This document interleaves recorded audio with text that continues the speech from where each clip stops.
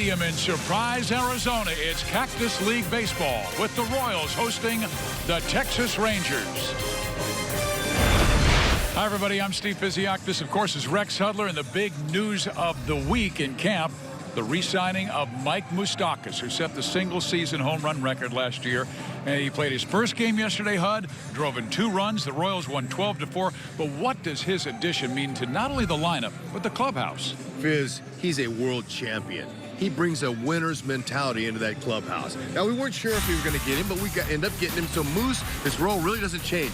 Go out and have the same kind of year you had last year, we hope. Stay healthy, but continue to show those young ball players and some of the veteran players how you win a world championship. 38 home runs in 1 season. He did it last year. Mike Moustakas.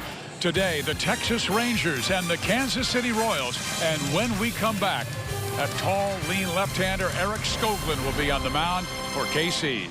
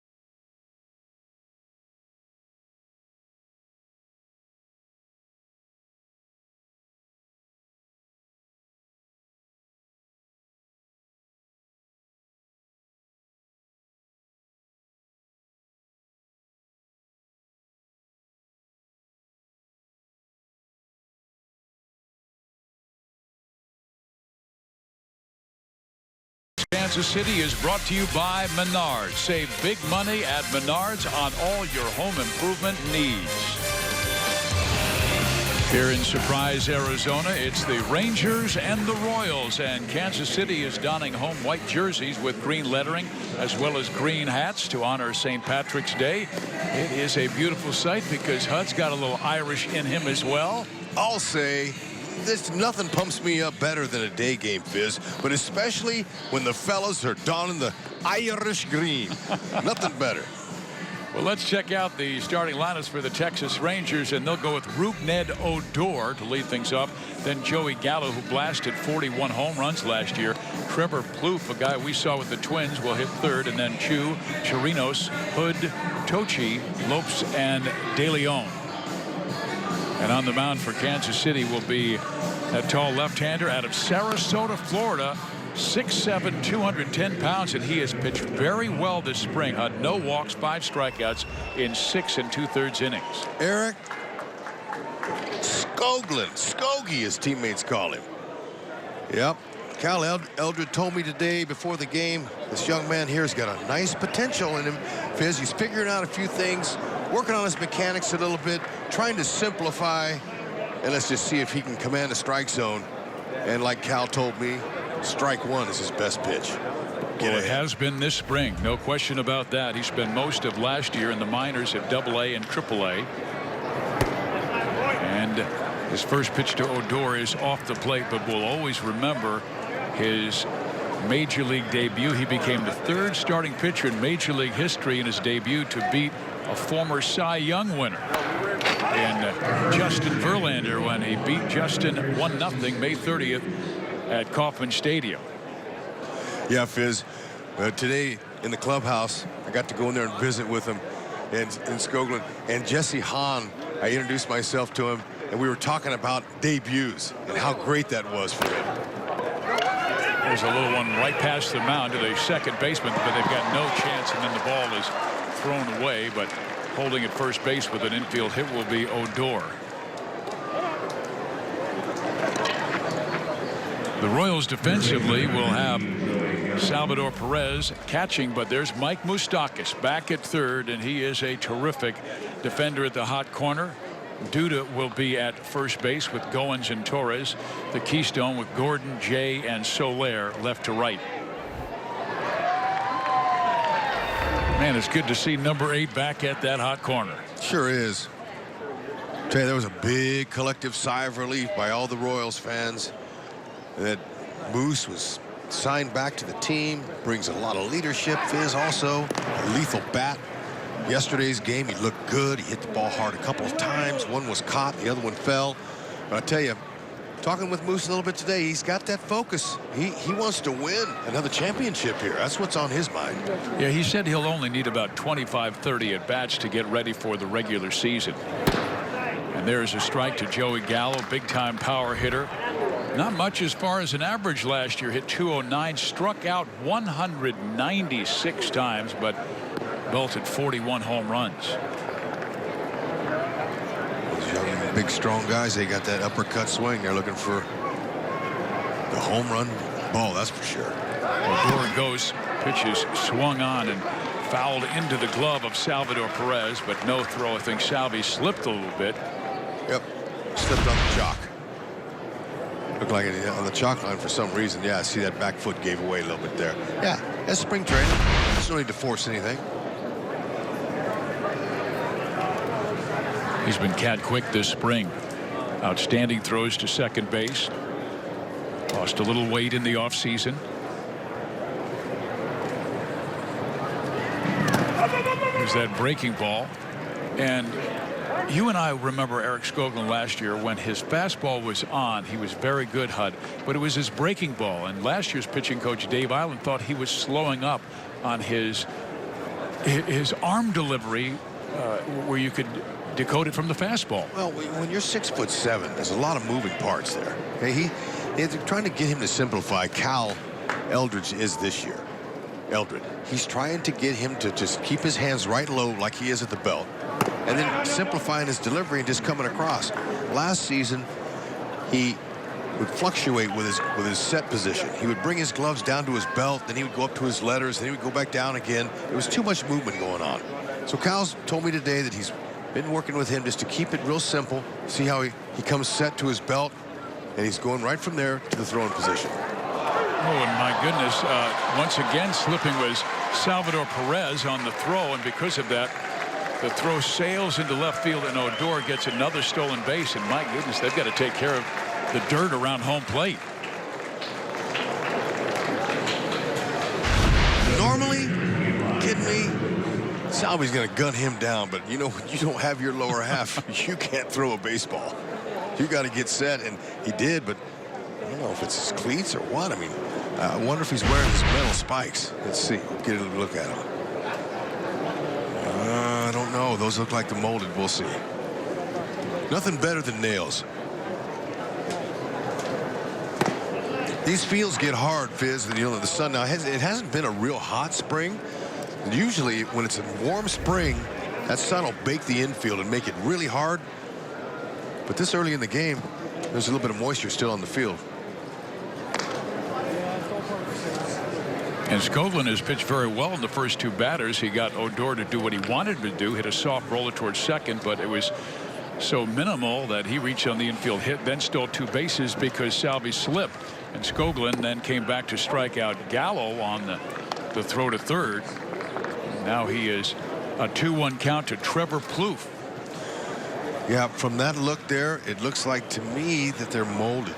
The molded cleats sometimes don't have as much give, especially the plastic there. We'll see. Salvi knows best. Just not working for him so far. You like the old metal ones? Yeah, see, those are molded. They're not spikes. Ooh. That ball struck very well by Trevor Plouffe and way back and off the top of the wall. John Jay plays it well, but into second base is Plouffe with a 1-out double. You know, you can always tell by the sound of that ball off the bat if the guy struck it well. You could tell Plouffe, he got every bit of this. Now, didn't get it up in the air. There's a nice wind blowing to center field, but I love how Jay played this off the wall. Notice how he backed off the wall the last second there, got the first hop, perfectly done. And he's bidding for a backup spot on the team. Obviously, at third base will be Adrian Beltre this year for the Rangers, who will wind up one day in the future in the Hall of Fame. Now another left-handed bat in Shin Soo Choo. He had a good year last year, a veteran at the age of 36, but last year at 261 with 22 home runs. Nothing wrong with that.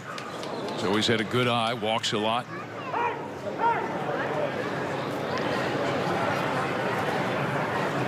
Skoglund, former third-round pick of Kansas City in 2014 out of Central Florida. College football team that went unbeaten last fall. Eric proud of that, along with Drew Butera. They both went to Central Florida. There's that good breaking ball. Yeah, you know, I asked him what he did in the off season. Eric, and I said, anything special? He goes, yeah, I went and saw our team beat Auburn. And I was like, really? He goes, yeah, man. You know, that Auburn beat Georgia, and they beat Alabama. He said he had a lot of fun going down there. Just off the plate, and of course this telecast going to the Nebraska area, and the Nebraska Cornhuskers, they said who they wanted and they got him. Scott Frost, who was the Central Florida coach last year, and Scott obviously will do a great job with the Cornhuskers. Check that Cornhusker right there. Yep. Pickoff play. You know, recently got to go up to their facility in Nebraska. So neat to see Alex Gordon's name on their beautiful indoor arena. They're nice. No, it's not arena. It's an indoor hitting facility, field. And he paid for it. Right. I mean, it's just beautiful. Nice facility. Former Major Leaguer Darren Erstad is their coach. In there for a strike, and Choo has an even count at 2-2.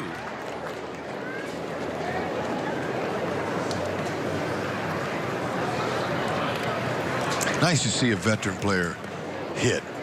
Watch how quiet his body is. Look how quiet he is. And he just holds his hands in a good hitting position there, but he's not going to jump around. He's going to see the ball out of his hand. That ball lined to left center field for a hit. Plouffe will come around to score, and it's 2-0 Texas. Uh-oh. Let's stay away from those things.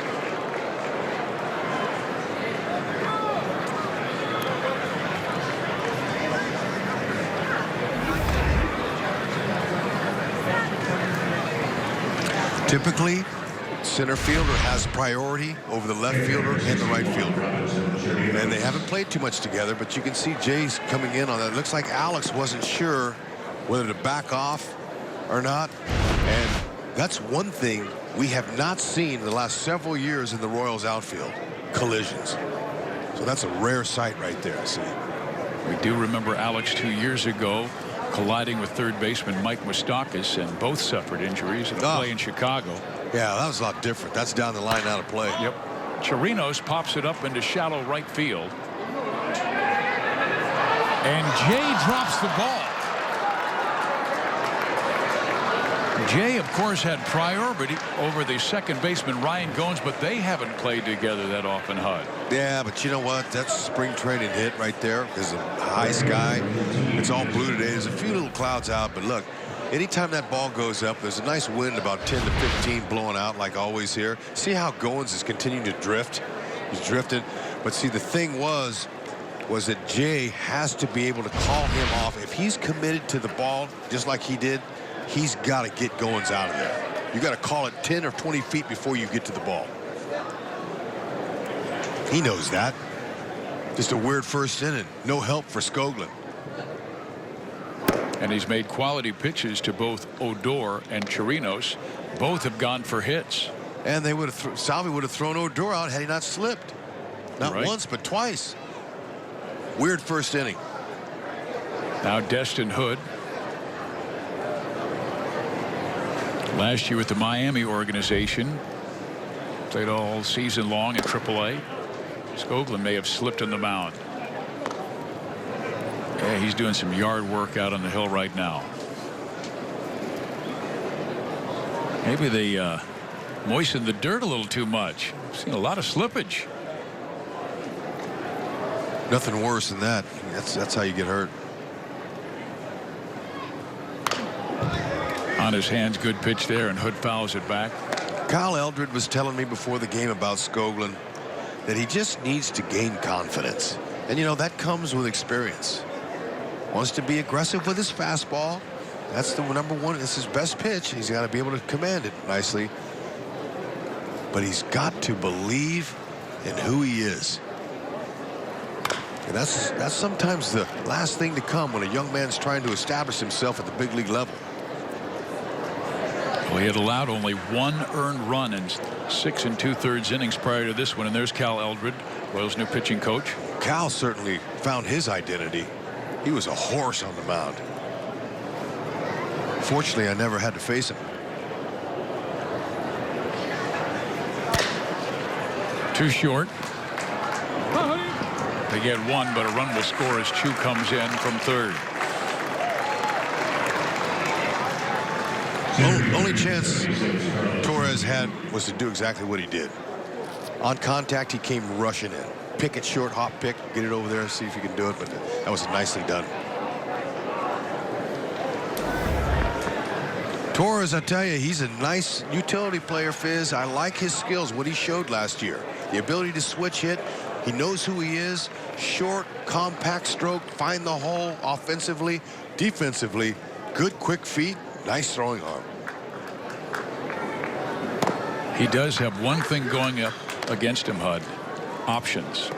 He can be optioned down, and Ryan Goins has played very well at second, at short this year. He's at second today, and Goins hitting very well. You had to bring up that word, didn't you? You had to bring up that word, options. Okay, well, look, it didn't work out for you so well. I hated that. They held. I didn't even know what that meant, but they kept sending me back to AAA year after year after year, and I'm thinking, what the heck? I'm better than what they got. It had nothing to do with your 220 average at AAA, huh? No, I never said that out loud, but I'd say that to myself, and then realize it. You got to wait your turn. You just got to wait. You got to believe in the process and wait it out. Keep playing, keep a good attitude, and don't pop off. And he won't. He's a good young player. But Goins has the experience. You're right. Delayed steal attempt, and they will be able to get Destin Hood at second base. Amazing how you can throw when you have your feet underneath you.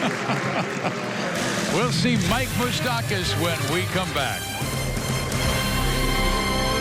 Save big during the Menard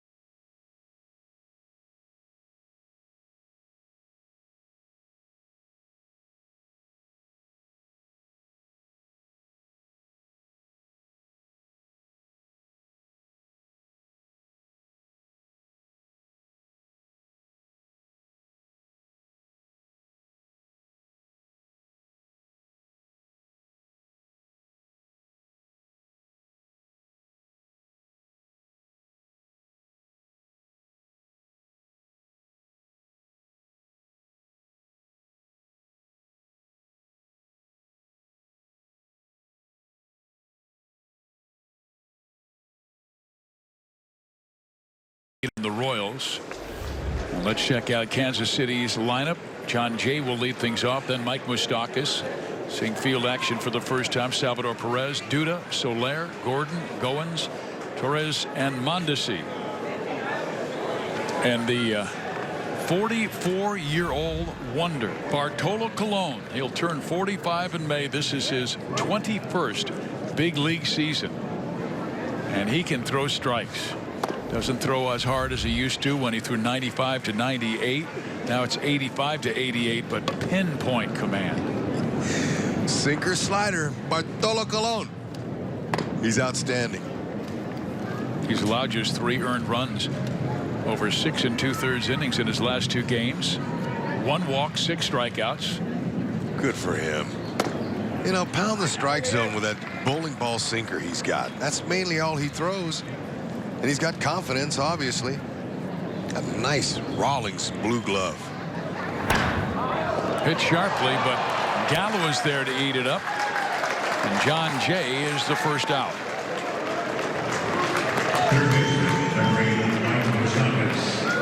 As we take a look at the Texas Rangers defense, Chirino's their catcher. He'll probably be their opening day catcher. Joey Gallo, Odor, De Leon, Lopes on the left side.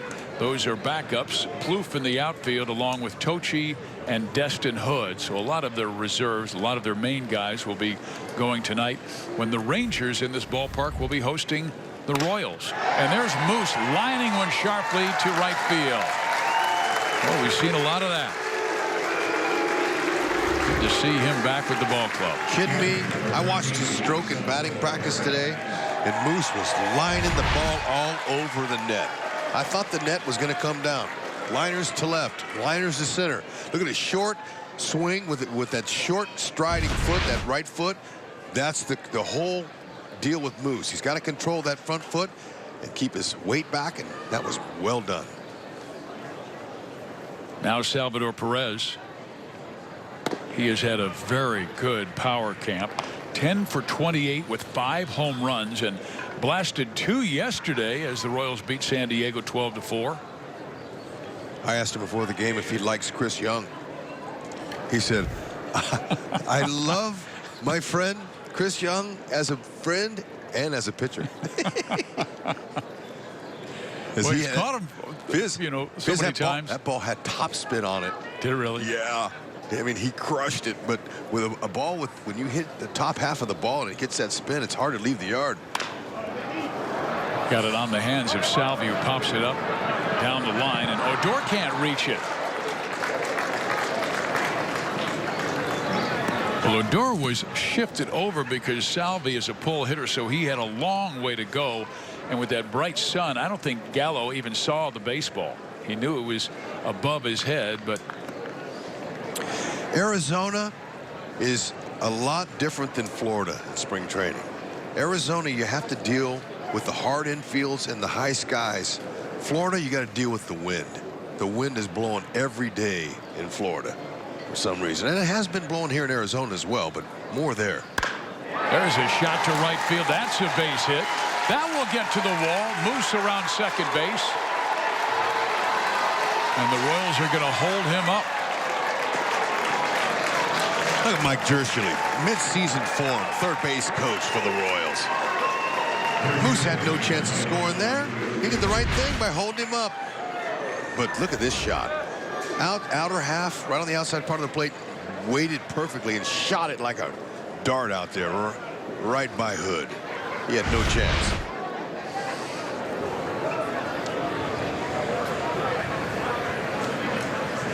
Now Lucas Duda. This is another excellent addition by Dayton Moore. Guy who hit 30 home runs and split time between the Mets and Rays. Great in the clubhouse. Excellent citizen. Foul back. Got to know him today a little bit. Got to meet him. Nice guy. He's a Riverside guy. Yeah, went to USC, a Trojan. He told me that. Inland Empire is where he's raised. His mom and dad live out there. It's Big nice man. to catch up with him. He could play Fizz. like defensive end on the Chiefs. I try not to be envious of anybody else's skills, But if I had his body, I would have punished some people on the football field. You already did. You were an All-American in but Fresno. man, I didn't have no size like his. When I met him, I was like, whoa, check him out. He goes 240, and he's in good shape. Yep. He's a big man. And, of course, Texas will play him to pull. Interestingly, his first 3 hits as a Royal were to the opposite field. He's in great shape.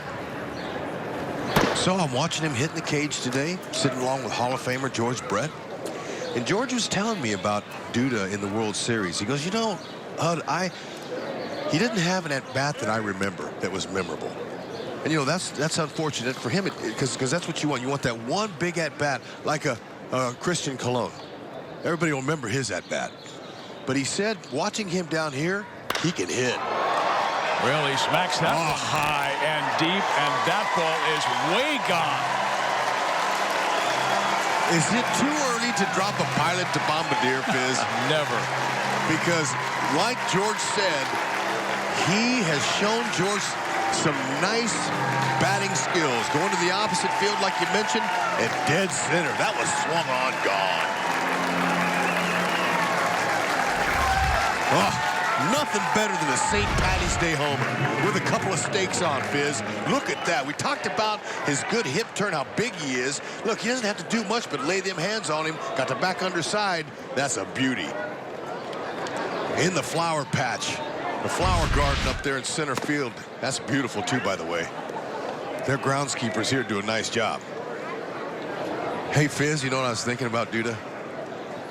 Camptown races, sing your song, Duda, Duda. Can I do that or not? Yes, you can. Is Only that corny? you can. Is that too corny? No one else can. Duda, Duda. No, that was beautiful. What a stroke. Now Jorge Soler gets a good breaking ball from Bartolo Colon. So the Royals have tied this game very quickly, and they up on the scoreboard, they've got the scores in green. Love it. Soler fouls it off. So right here, those swings that Soler's taken is exactly what Colon wants. He's a sinker baller. Look at those 3. Beautiful. Tied it up. Sinker baller, you try to pull him, you hit a ground ball. It's really hard. Yeah. Salvi had the right idea going the other way. Duda stayed inside the ball nicely. Oh, man, that ball is crushed. That's way back. Home run for Jorge Soler, number 5 this spring.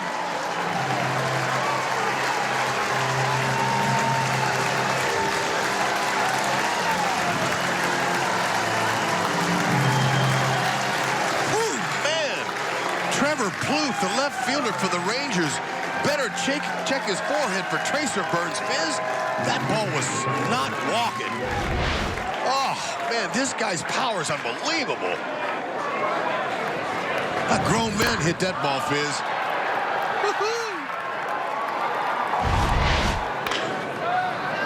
Now Alex Gordon up. He pulls it to the right side. He'll be thrown out by the second baseman Odor, and 2 gone here in the first inning. But the Royals have been incredibly powerful the last couple of games. How about this, Hud? If you include the 2 in this first inning, the last 4+ games, the Royals have now hit 14 home runs. I'm not surprised. I know a lot of people out there think that the Royals, you know, that term, that 2-word term, is 2 words, right? Rebuild? No, it's 1. Is that 1? Okay, well, look, that 1 word then, Fizz, is something that the players can't stand hearing. And Dayton Moore and company, they don't believe in that either. They're trying to win. Got some veteran players in here. Well, I thought Rustin Dodd had an excellent quote from Dayton Moore in his athletic column the other day. Dayton Moore said, "We don't compete for #1 pick. We compete to win every game. If you want a winning culture, you try and win every single day." And that's what it showed the clubhouse, Hud, when he went out and got Duda, Jay, Mike Moustakas, Ricky Nolasco, as soon as Jesse Hahn went down, because I think they wanted to let the clubhouse know that the front office is competing for you. Nice backhand play by the shortstop. And they do throw out Ryan Goins, but the Royals with a big first inning, 2 home runs, 1 by Duda, 1 by Soler, 4-3 KC. Oh, Bartolo, you better get the ball down. Spring is coming. Enjoy the season with a great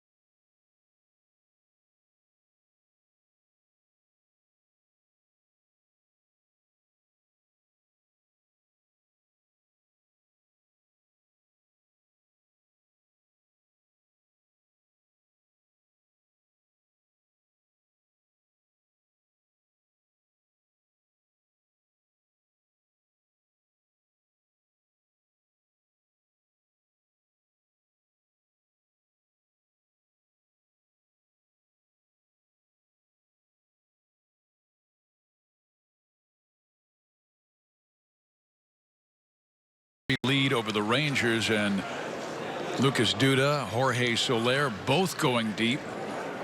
Royals had gone into that trailing 3-0, even though Skoglund did not pitch that badly in the first inning. But an infield hit and then a drop popper into the outfield. Salvador Perez slipped a couple of times on throws, and now Skoglund starts off with a ball outside to Carlos Tocci. Will be hitters 7, 8, and 9 for Texas in the second. Skoglund, he's saying, way to go, offense, way to get me back in this game. Got him a lead to work with. Of course, those 3 runs, I don't know if any of them were earned at all. He did a nice job. Just guys didn't catch the ball behind him. And you see Eric at 6'7", 210. He said when he was in high school, he was 6'7", 170. I mean, that's like a bamboo reed, but he's put on 40 pounds since. KC drafted him 92nd overall in 14. Takes that strike in there. Used to like to see guys catch the ball across the middle that had that build like that. But you know, he wasn't a football player. He's always been a baseball player. Yep. Duda will take care of this one himself. And Tocci is out number 1. Yeah, but I'll bet Skoglund's parents, Cindy and Lenny, are listening today and they're watching him. Good job raising him. What a last year in the Major League debut, Lenny and Cindy were in the stands. Are you stands? They were in the first, second row right there in the Crown Plaza. I know, but I loved it when Ned Yost went to the mound and said, young man, you've done a great job. When you leave the mound, the people are going to cheer. Make sure you let them know you appreciate their cheering, because he was sensational against Verlander. He walked off that mound and not only saluted, he took his cap off and he waved it like he was P.T. Barnum. So I was telling Jesse Hahn that story. And I looked over as I was telling the story how he waved his cap from pole to pole, and Hahn was cracking up. And so was Skoglund. Skoglund had a big old grin on his face as he was remembering it too. That was a special thing. Fizz, he'll never forget that, and neither will we. That was one of my favorite moments all last year. And Cindy and Lenny were there, and I think he might have had some siblings there, if I'm not mistaken. But did Vargas buy their seats there in the Crown Club?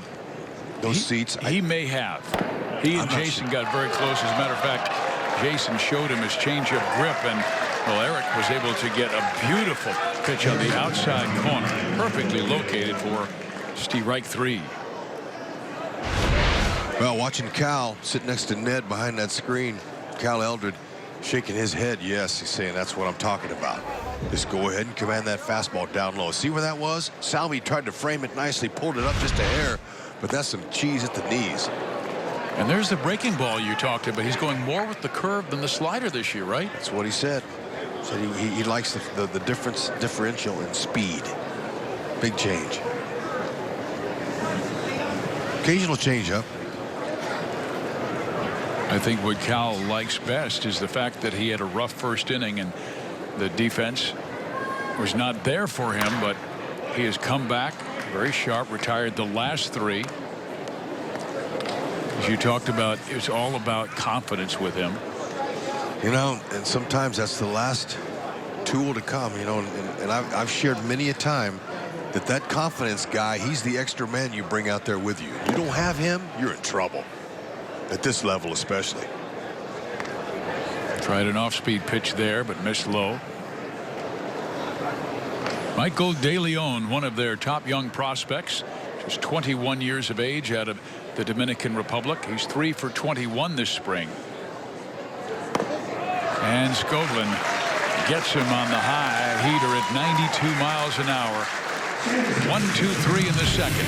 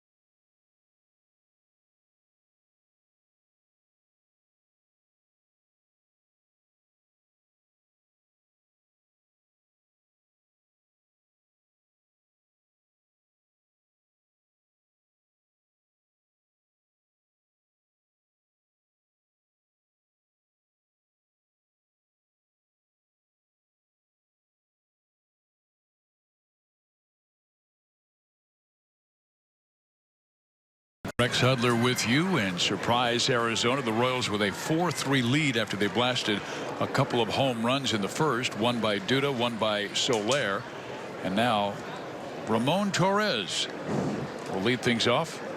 Ramon is 10 for 28 this spring, a couple of doubles.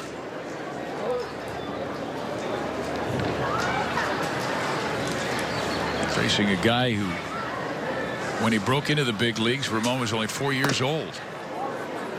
Yeah, how much time did you say Bartolo has accumulated? This is his 21st major league season. 240 games he's won. 10 different teams.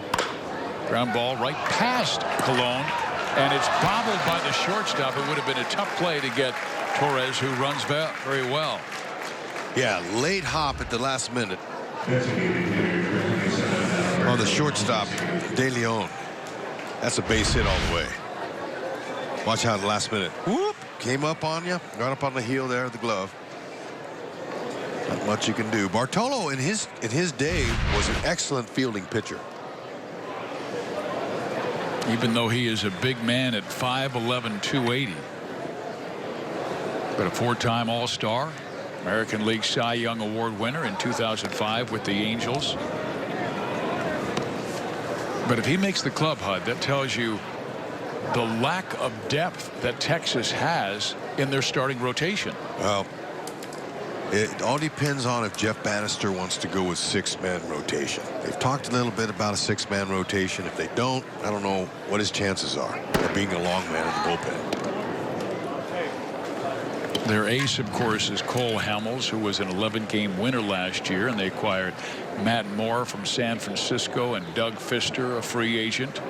But Martin Perez will start April, likely on the disabled list, and Mike Minor, who was acquired from Kansas City as a free agent. Right now is a starter, but may move to the pen. That's down the line. And they touch first, throw to second, and they get the double play. That was nifty. Nice play by Gallo over there at first base.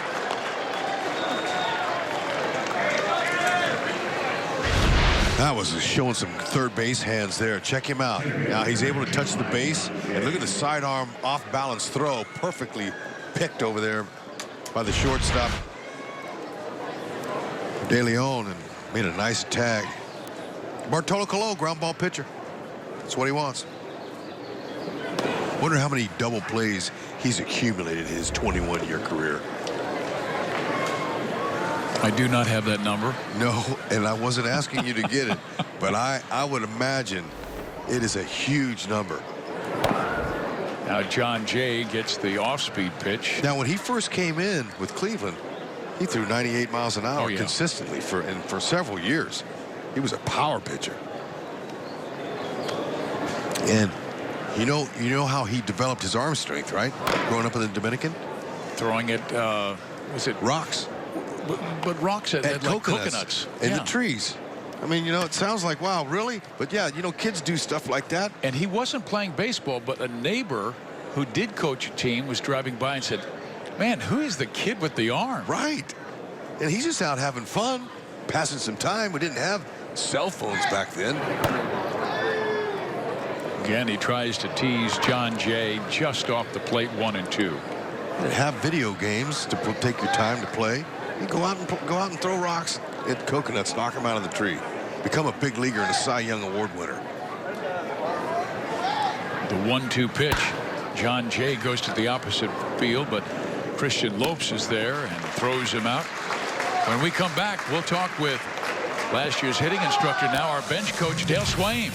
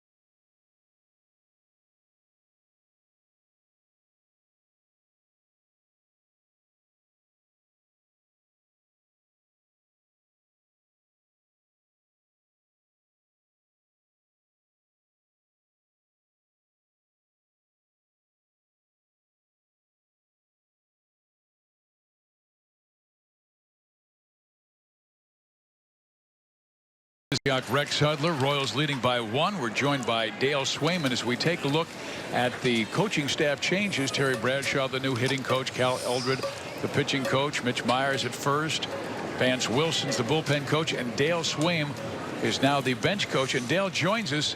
Dale, I wanted to ask you, because I saw you the other day before guys were going into the cages, you had them and talking about situational hitting, and I leaned in, listened, and it was fascinating the way you talk with each group.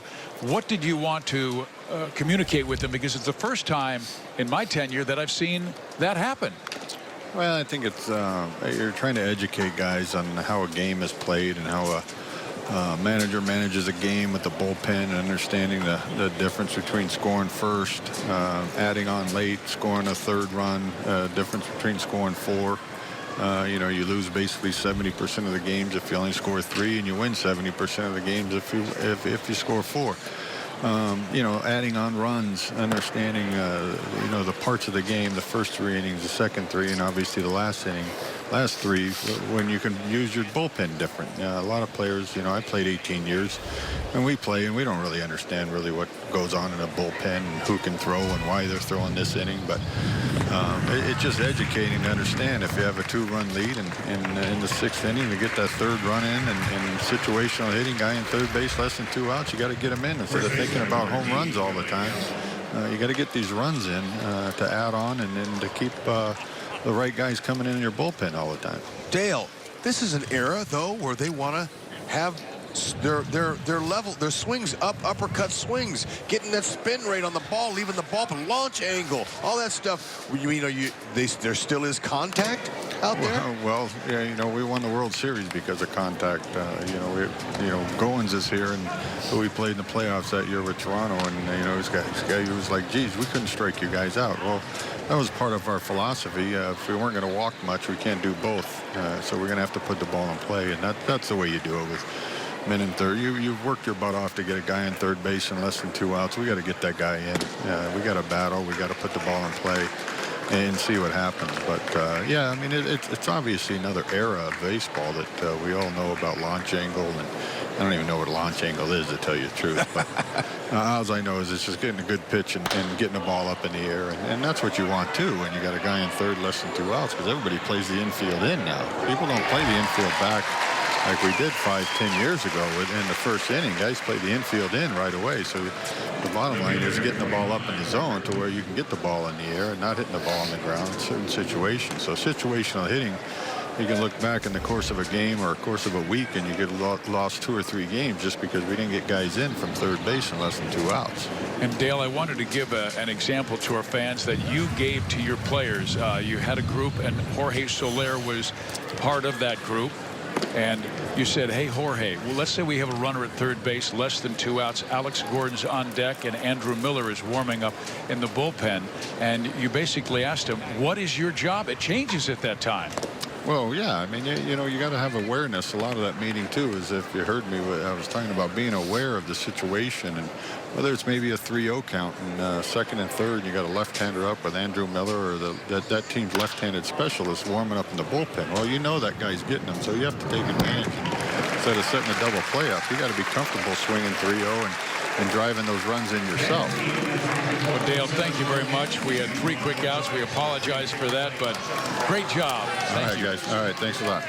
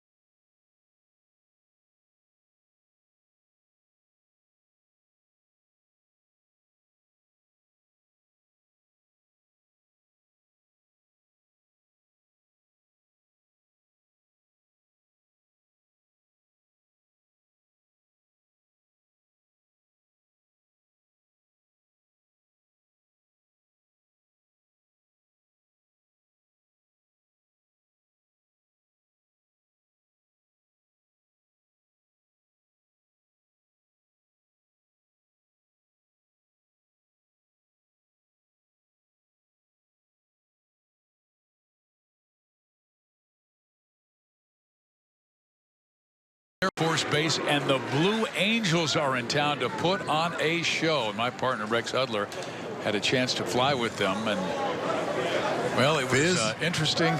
I'll just tell you. I saw the video. It was pretty fun. Yeah, I'll just tell you, if you ever get a chance to go up in one of those, be ready and don't eat a lot of breakfast. How many G's were you at? I was doing fine. It was about a 30-minute ride, Southern California.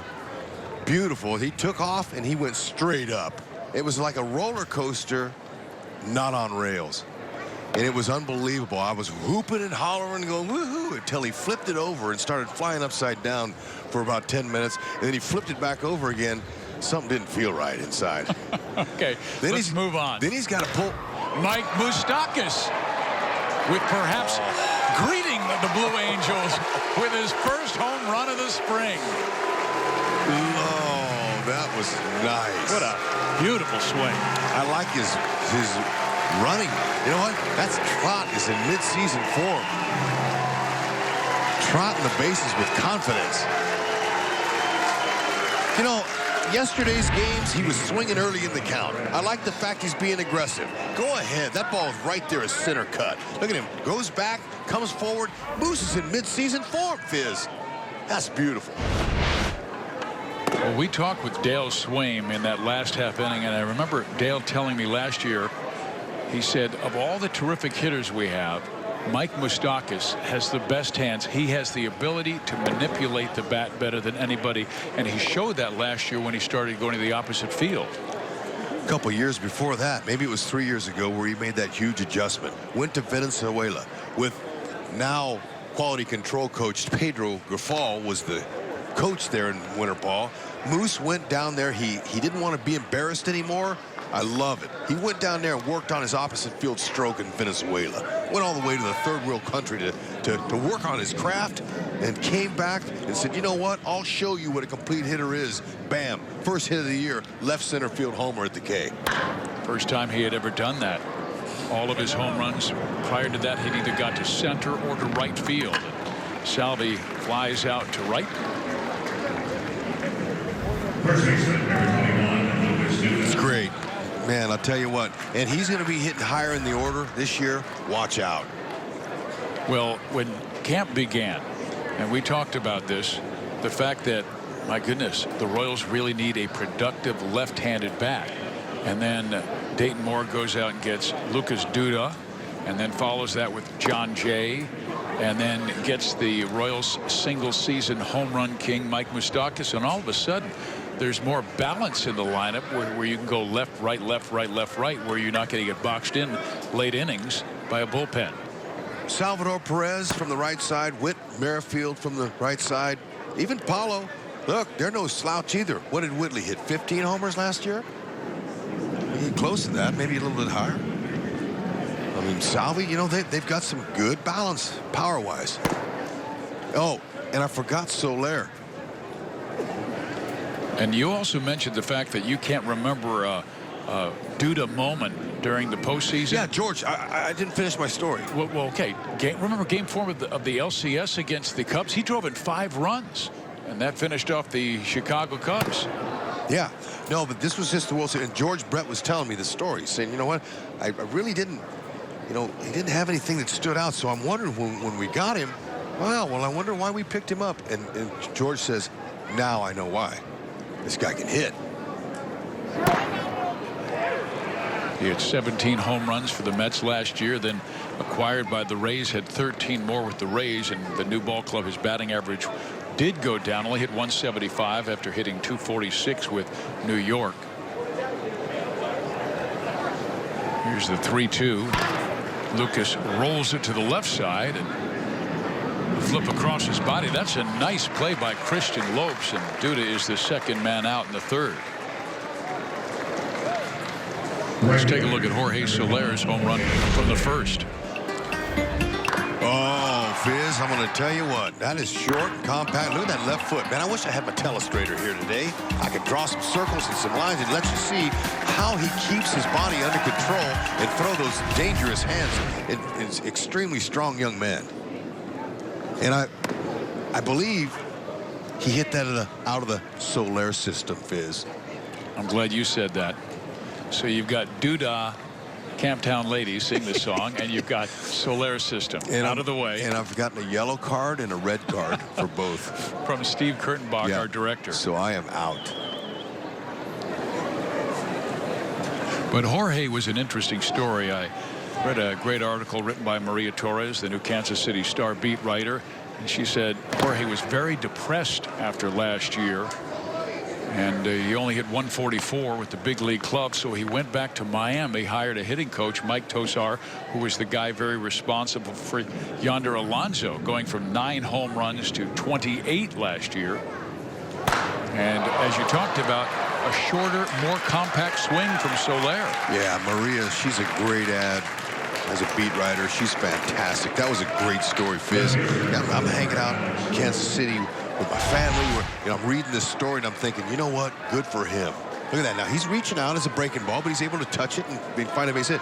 But I'm thinking, look, players don't like to be embarrassed. We just talked about Moustakas having an off year hitting 202 or whatever he hit, and he went and made some improvements and made adjustments and got better. Now Soler, same thing. He went home and said, that's not who I am. They traded one of the best closers in the game for me. I'm coming back and I'm showing him that I'm worth it. And he's going to have a big year if he stays healthy. He's going to accidentally hit 22, Fizz. Accidentally. That's right. Soler's on the Royals with a 5-3 lead. They have blasted 3 home runs in 3 innings. And they've now hit 15 home runs in their last 4+ games. Alex takes outside. Gordon 0 for 1, a slow start this spring. Just 4 hits and 36 times up.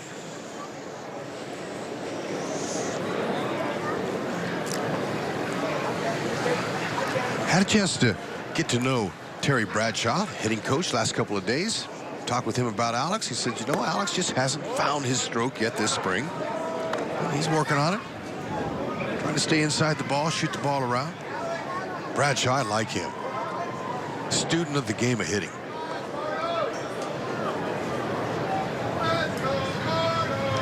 Gordon had a rugged year last year, but a very strong ending in September. And there is a strike that clips the outside corner. He only hit 208, 9 home runs.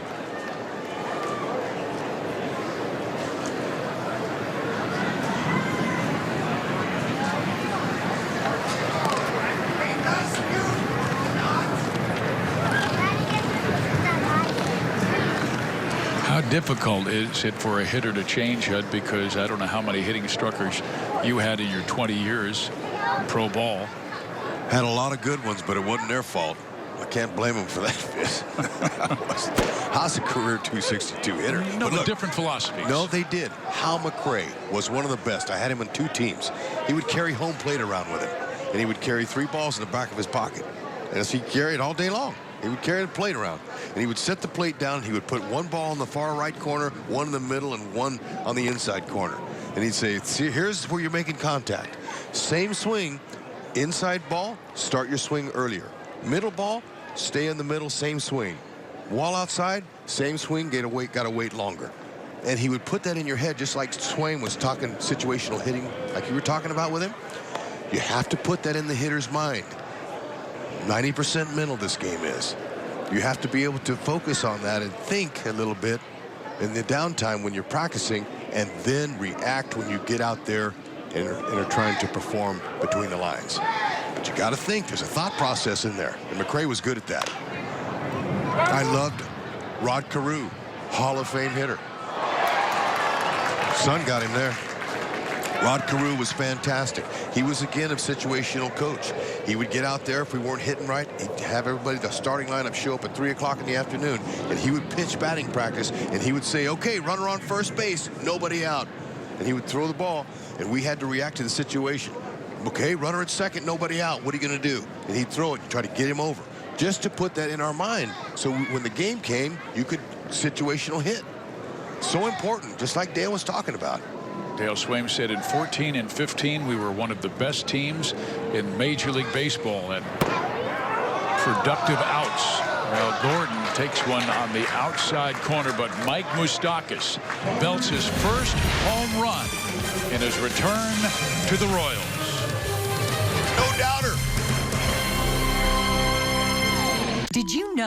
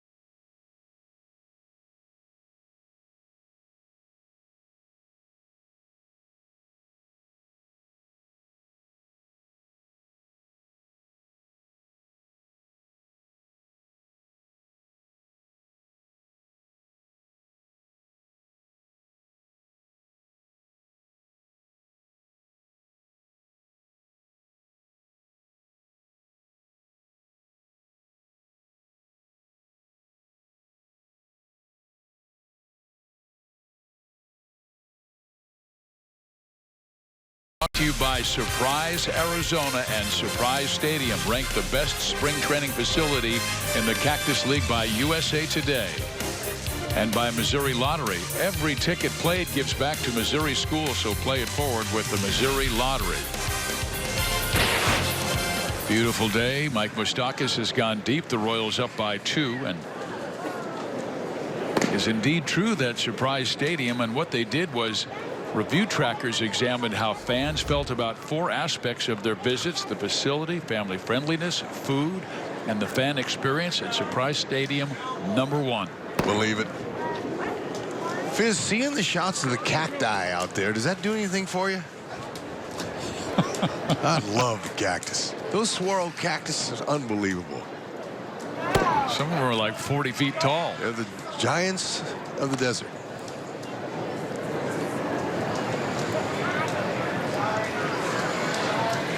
Here is Shin-Soo Choo, who singled, drove in a run his first time up.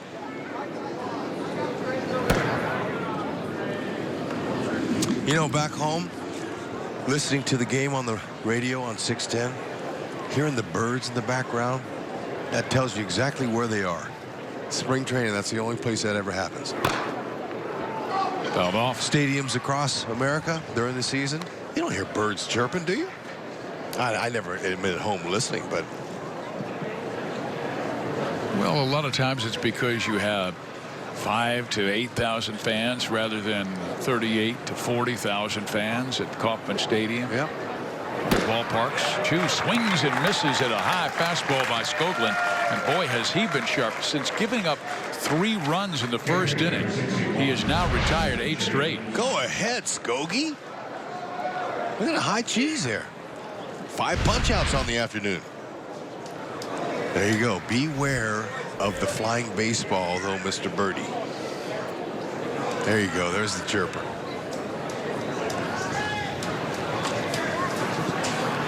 Here's Robinson Chirinos, who popped the ball up, but it clipped off the glove of a lunging John Jay in center field, and that inning would continue. And then Dustin Hood's ground out would score Choo.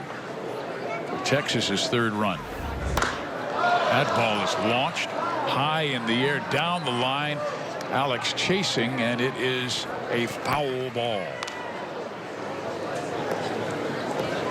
Off-speed pitch. He got around on it.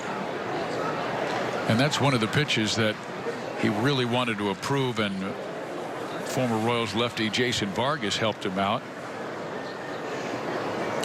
Jason threw an off-center 2-seam changeup that Jason told me Aaron Seeley taught him. Aaron Seeley. He had a nice career. He's a scout for the Miami Marlins now. He's a world champion pitcher. I was talking to him the other day, and he said, boy, he really praised the Royals for going out and getting John Jay, because he thinks Jay is one of the great people in the game, and he thought he was perfect for the Royals organization that's all about team.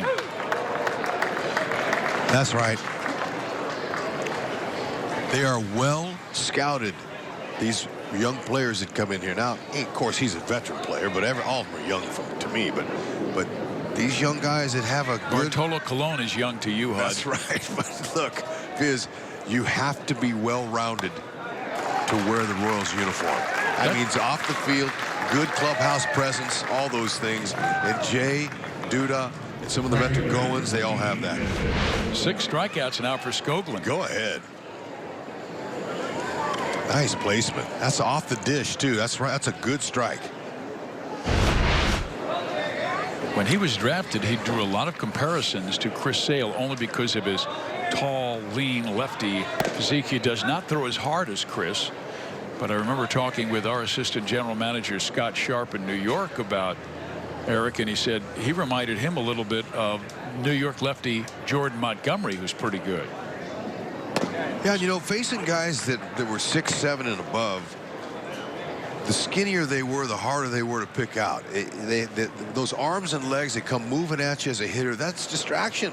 You're trying to pick up the ball, the release point, and it's hard. Especially the guys that fluctuate their arm angle. But right now, Skoglund's in a position where he's trying to find himself. Cal Eldred said that. He's trying to find out who he is. As he gets established and gets a little bit more experience, he might experience dropping his arm angle at times on certain guys. That really throws him off. But first things first. That's right. Consistency, command, confidence. Third base. Moustakas takes the bad hop, throws him out, and another excellent inning for Skoglund.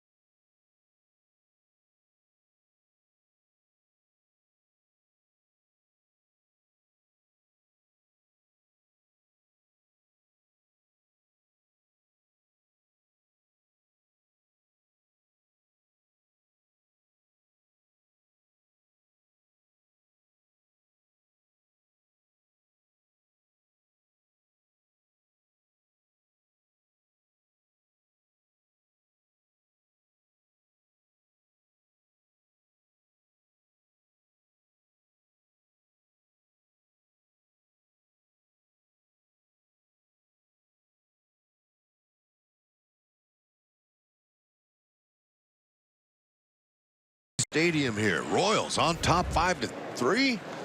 Fourth inning. Bartolo Colon, he's towing the slab, but I'll tell you, that man behind the plate there, he's the pride of Kansas City, Kansas. That's Todd Tichenor. Home plate umpire, has been in the league for several years. But today's just a special day for him. Not only does he get to wear a green umpire's cap, but his two sons are ball boying for the Royals. All right. Yeah, the Caden and Cooper. There they are. Now, one of them young men is a senior in high school. He's a baseball player. And the other guy's a young player from the middle school. But Caden and Cooper are here, and it's the first time they've ever been ball boys for their dad, who's umpiring. It's pretty special. Yeah, they're out in western Kansas and Garden City, Kansas. There you go. Todd, way to go, man. I went up and said hi to him today in the dressing room. Garden City, home to Beef Empire Days. I went to that one year.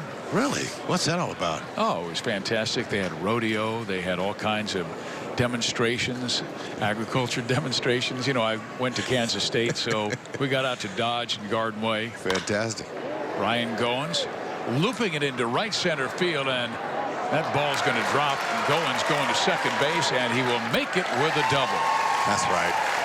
Good hustle. Get that leg double out of the box. Hood took a couple steps back on that fly ball there. He's, you know, with the wind blowing back, you're a little bit defensive out there, but here we go. He smells it. He says, I got two. Watch this. Hit the inside part of the base and never break stride. Nice little pop-up slide there. Beauty. Yeah, he gets a bloop hit this time. He was robbed before on a fine defensive play by Michel De Leon. So it all evens out. And the Royals have another opportunity here. But here's a situation. The situational hitting. Runner at second base, nobody out. Okay, what do? You want the hitter to pull the ball to the right side, move the runner over to third. There you go. Torres, even though he's young, he knows the situation. And that's the thing. That's why Dale spent so much time. Even these players in the majors, you have to be able to know the situation, because every time you come to the plate, there's a situation. Even if there's nobody on. Your job, get on base, get a pitch, drive it out of the park, depending on what kind of hitter you are. But right here, you've got to get that runner over. Especially if you're a guy who does the little things like Torres. You must be able to do those. And he's trying to make the team, so you always want to do the things you're supposed to do. At least let the manager know that you're trying to. I mean, it's not that easy. But he already tried. He hit one foul. He's still going to try to pull. Well, he does his job. Only play for Odor as first base. Moving to third is Ryan Goins, and Dale Swain will smile at that. Now, and so will Terry Bradshaw, the hitting coach. He'll go in, Torres will. I don't know if anybody will give him love like they will during the regular season. But see that? To make it out, they're giving him love. That's right. How about that? Getting handshakes like he just got a big hit. That's what happens. Look at them. They all got off the bench. That's right. That's what I'm talking about. The spring training game, I don't care. It's baseball. It's big league ball.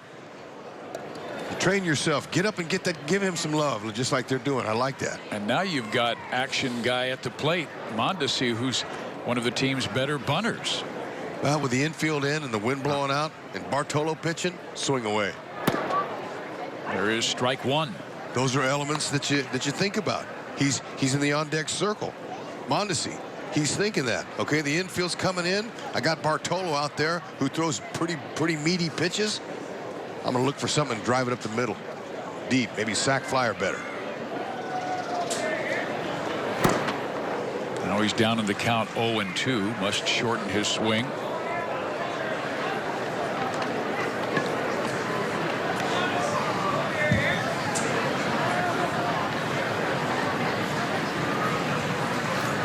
Colon has struck out just one Royal. KC at one time down by 3, now leading by 2.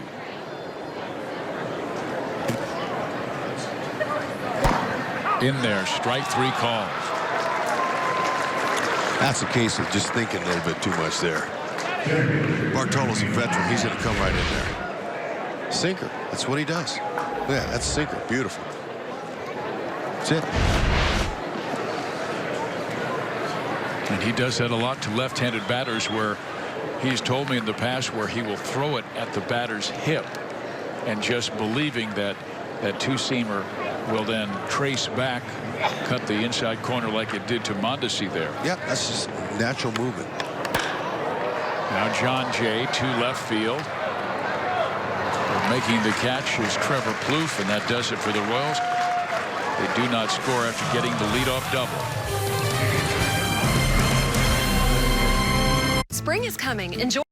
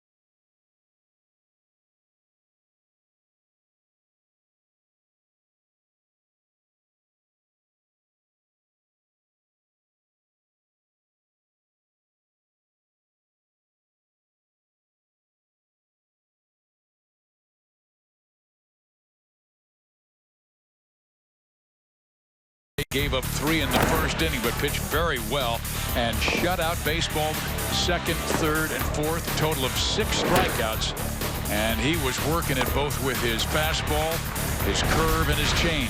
And now Eric joins us. And Eric, we just love the fact that you didn't get much help in that first inning. A slow roller off of Odor's bat, and then a drop pop up into center field. But what we loved the most was the fact that you didn't let it get to you. You came back and pitched beautiful baseball after that. Absolutely. You know, I think that's one thing that I've changed this year. Just mature and control what you can control. There's so many, you know, hits that are weak that can find holes, and just being able to adapt and go after hitters and continue to put up zeros. Skogie, man, you looked outstanding. You know what? So when you have an inning like that and your defense lets you down and they betray you, that's baseball, especially here in Arizona. What's your mindset? You know, you try to keep the same focus and just go out and execute your pitches, correct? Yeah, absolutely. You know, I'm just trying to attack hitters and get ahead in the count, stay ahead, and keep the ball down.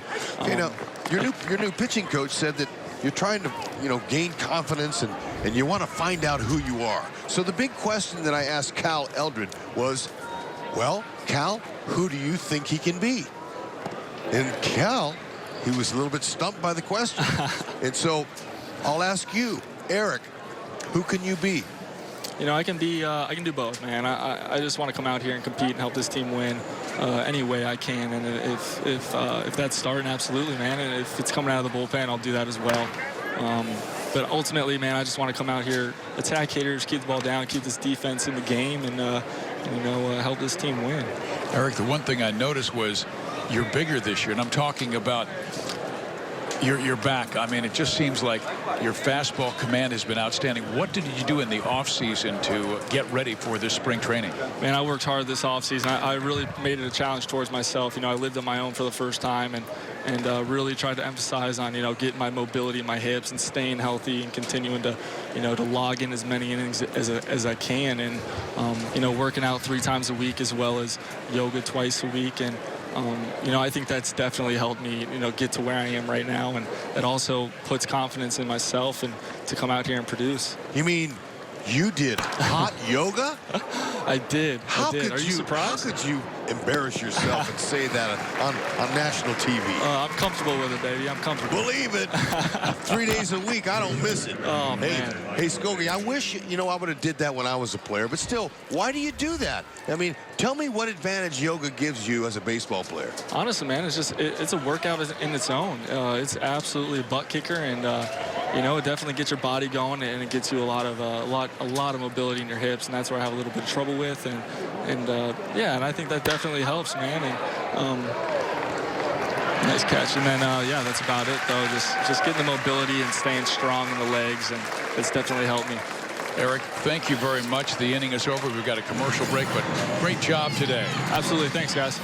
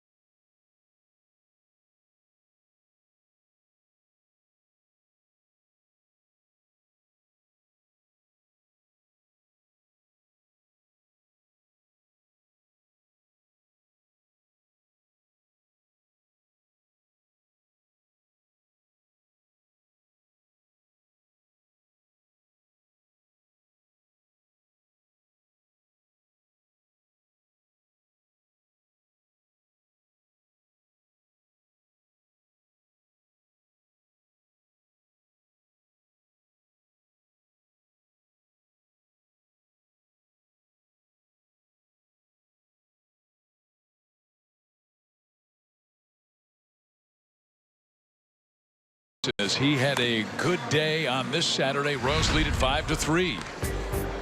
I'll say Look at that, mid-season form. Came up the first time, stroked a base hit to right field. Then he stepped in there and he said, Bartolo Colon, you got nothing. Little topspin homer. That's right, brought the people out of their seats here at Surprise Stadium with the moose calls. Fizz, beautiful to hear. Now he'll face a new right-hander in Diolis Guerra, a 6'5" right-hander out of Venezuela trying to make the club. He spent time in the Angels bullpen last year. 3 infielders on the right side, 1 lone man on the left for Moose, even though he really learned well to go to the opposite field last year. And Guerra, 4.68 in his time, just 25 innings with the Angels. He's a big lad. 6'5", 245. That's what you want if you're a pitcher. Well, of course, it's hard to it's hard to put inches on yourself if you're not born that way, though, I guess, huh, Fizz? But look, he got the big fastball, this young man here. Fastball, slider, curve, change. He got all 4 of them. Command has always been his key problem. 4 outings this year, no walks, but he's allowed 3 home runs. He came up a Met, then he pitched for the Pirates a little bit, and then Angels was his last big league team. Moose has a hitter's count at 2-1.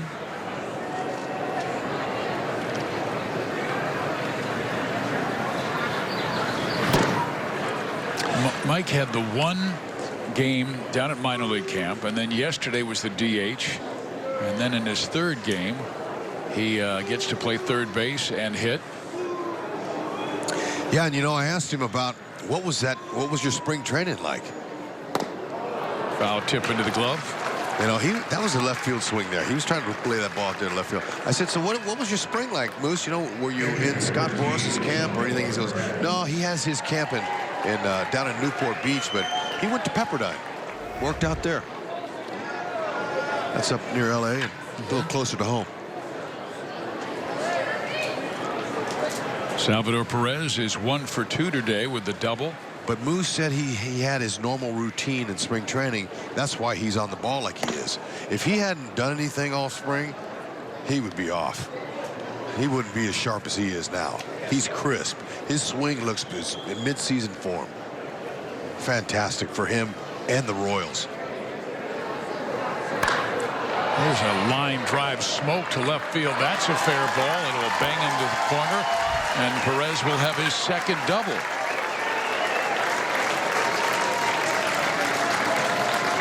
He's really looked good this spring. His swing has been fantastic. Short, compact. There's your pop from the right side. Him, Soler. You know, you can't ask Witt to hit 15 or 20 homers like he did last year, but you know what? He's going to throw in a few, but look at that swing. That's, again, very well-controlled lower half. And just let the hands come through the baseball and turn on it. Yeah, the Royals did set the team record for home runs last year with 193, but you look at Texas and the ballpark they play, and they're more of the power hitting team. They had 237. Now Duda.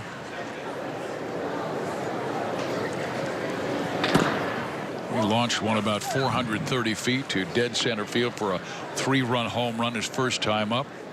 He now has 9 hits this spring and 21 times up.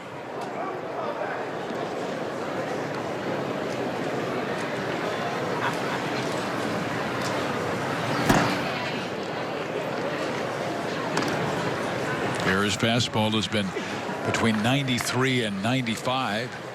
The 2 batters he's faced.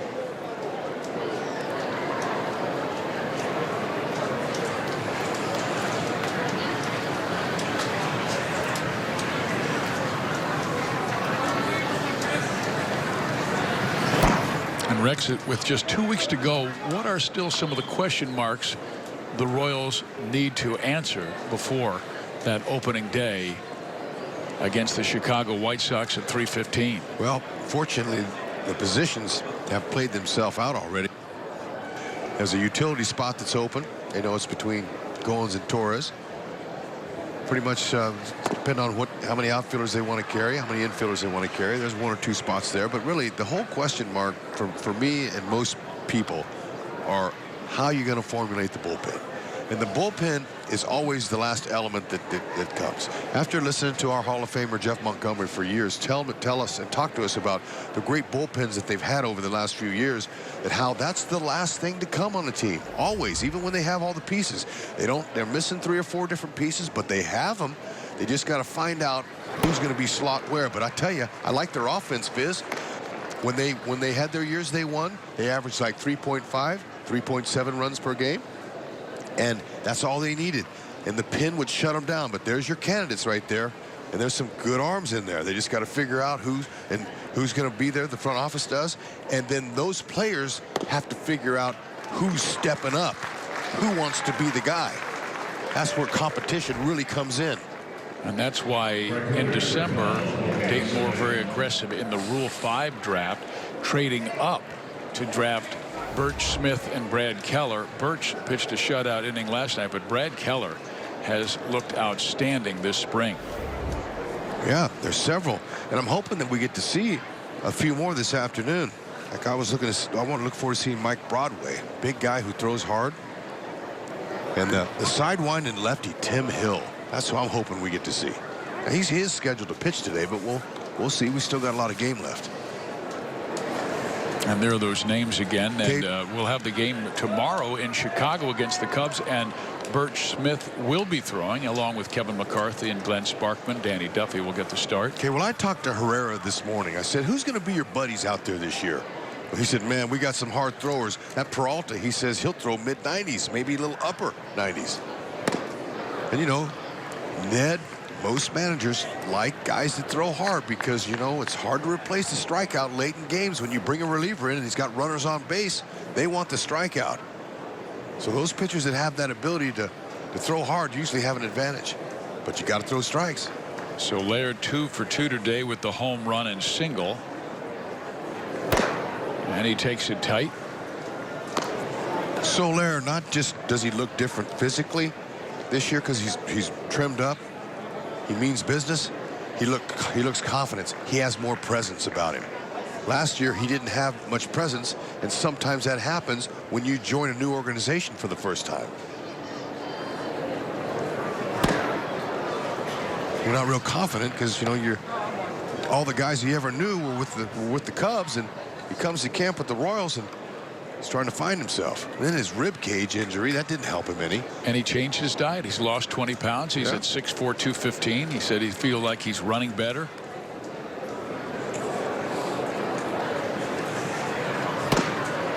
Good pitch there by Guerra. Soler having to reach for that off speed, strikes out, so 2 down with 2 on for Gordon.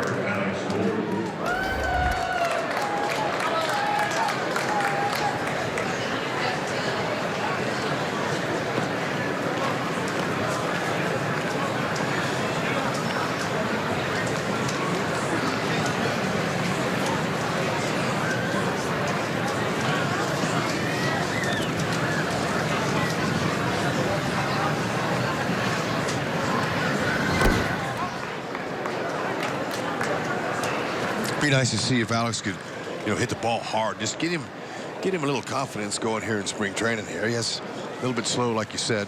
Hadn't got a lot of hits to show for it, but spring training, veterans, managers don't worry about veterans.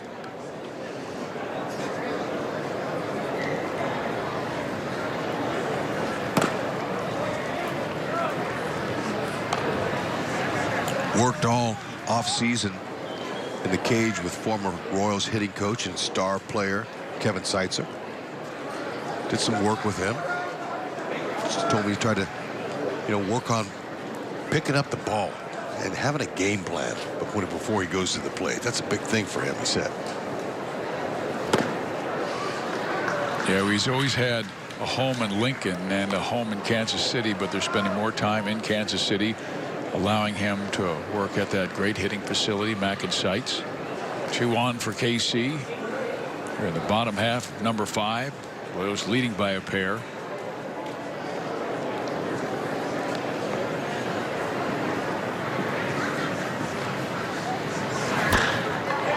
That's up the middle. De Leon picks it off, throws out Alex. The Royals lead 2. To the 6th we go. 5-3 Royals.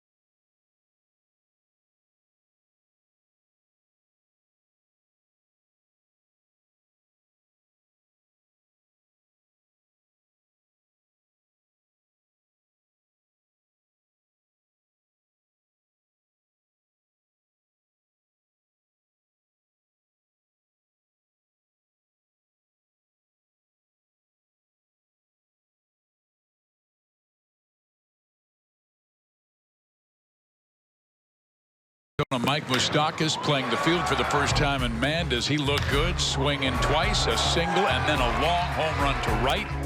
And the Royals are up by 2, and Moose now joins us right next to the dugout.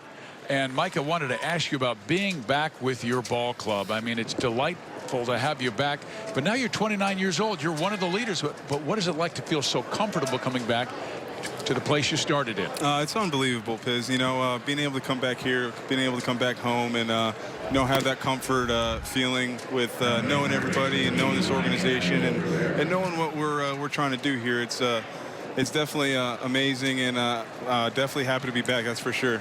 Moose, watching you hit yesterday, watching you in the cage today, and now watching you in the game, you're in mid-season form. What did you do all off-season? Yeah, you know, I've been working down at Pepperdine with actually Trevor Plouffe and Ryan Braun, and you know, working on some things, and then got down to Newport Beach with Scott, and I was able to get some at-bats down there and work down there. And yeah, you know, it's still spring training, and had a baby, and we're still working. You know, we're still trying to get ready for the season, and you know, I feel good right now, but you know, obviously we got some time left till the season starts. Moose, but that short stride foot, your right foot, really under control. You know, I think that's the key to most hitters. You know, that keeping your balance right, and then your hands coming through the ball. And Moose, that last time up when you struck out, you were trying to take a shot to left field, weren't you? Yeah. You know, I got a pitch out over there, and you know, tried to flip it over to left field, but just kind of ran a little bit too far away from me. And yeah, that's something me and Dale and Terry worked on. Me and Dale the last couple of years, and Terry this year is getting that front foot down and trying to be short to the ball. And you know, I saw a pitch I could drive to left, and just you know, just wasn't able to do it. And you know, sometimes that happens in baseball. Moose, one of the many things that impressed me about you and your offense, and watching you over the last 6 years, is the adjustment you made after you got embarrassed. The one year, I don't remember what it was, you hit 220 or 230 or something. You went down to win a ball, and you worked on your stroke, and you know, you came back on a mission to share with the rest of the world that, hey, look, I'm a complete hitter now. That's very impressive what you did. Yeah, you know, that's you know, once you get humbled in this game, everybody goes through it at some point, and then you just got to adjust to what people are doing to you and what the league's doing to you. And you know, I wanted to come out and be as good as a baseball player as I could, and you know, thankfully Dale put in a lot of time with me and was able to figure out some things and learn again how to drive the ball back to left field. And I think that that definitely helped me out, and I've been able to do a pretty good job of that the last couple of years, and just trying to stay with it. And Moose, on a personal note, I know you wanted to get into a clubhouse as soon as possible and work on your game, but one of the blessings that came through it was you were there for the entire time for the birth of your son, Michael. Can you talk about that experience? Oh, absolutely. You know, there's few things in life that are better than you know, having a baby. And you know, like I said earlier in an interview, you know, when things are, you know, unfortunate circumstances, I tore my ACL, I had my baby girl, you know, long off season this off season, I had my baby boy, and, you know, things always seem to work out for me like that. And, you know, just blessings in disguise with having my kids in tough times. And it really opens your eyes to what's really important in life. And, you know, being a father is definitely my favorite thing I'm doing right now. I know, because I remember when you were drafted by the organization. I followed your high school career when I was in Southern California, and you were the player of the year. But now, after starting with the Royals at age 18, now you're 29. You're that leader. What can you offer younger players? You know, just I think for us as older guys in this organization, we just got to go out and show these younger kids how to play the game and do things the right way and play hard. And you know, for us, we've got a lot of experience. You know, we've got some postseason experience now, and we've learned a lot of things along the way. And you know, it's actually pretty funny. We got a lot of guys from the Valley up right now. You got me, Plouffe, and Lenny, all from the San Fernando Valley, all from a little area. So it's pretty cool to see everybody playing right now. Did you play against Plouffe? I did. You know, I've known Plouffe for a long time, and actually Lenny went to you know, Granada for a year. It's the same school my wife went to, and it's pretty funny with the 818 connection we have right here. It is great, because there are also some new guys with the ball club, both from the left side that Dayton Moore added, Lucas Duda and John Jay. Can you talk about your brand new friendship with them? Oh yeah, these guys are great guys. You know, professionals. They come to the field ready to play every single day. And, you know, you can't say enough about how these guys go about their business. You know, Lucas and John both work hard, both bring that professional attitude and the attitude you want to be with on the daily basis on your team. So it's been awesome getting to know these guys and getting to know them the next couple of months. And you know, they're great guys, great teammates, and we're definitely lucky that they're a part of this organization. Moose, but what the fans are excited about is the pop from the left side and the pop from the right side. Looks like the lineup's going to be well balanced with some power throughout. Oh, absolutely. You know, you add Lucas, you got, you know, Soli, who's hitting some homers, and Salvi obviously is you know, an all-star caliber player every single year. And you know, you can't say enough about the way that guy goes about his business. But we got some young guys. You know, we got some guys who are going to be able to get on base, and you know, we're gonna surprise some people this year. It's going to be a fun year, and you know, we got a well-balanced team. We got a great rotation, and we're definitely excited to see what happens. I think we definitely got a chance to win some games and shock some people. So it'll be fun. Moose, to hear the Moose calls from the people again is a beautiful thing, and so are you. Congratulations on your youngin'. Thank you very much, boys. We'll see you guys. You got it. Did you know that a dirty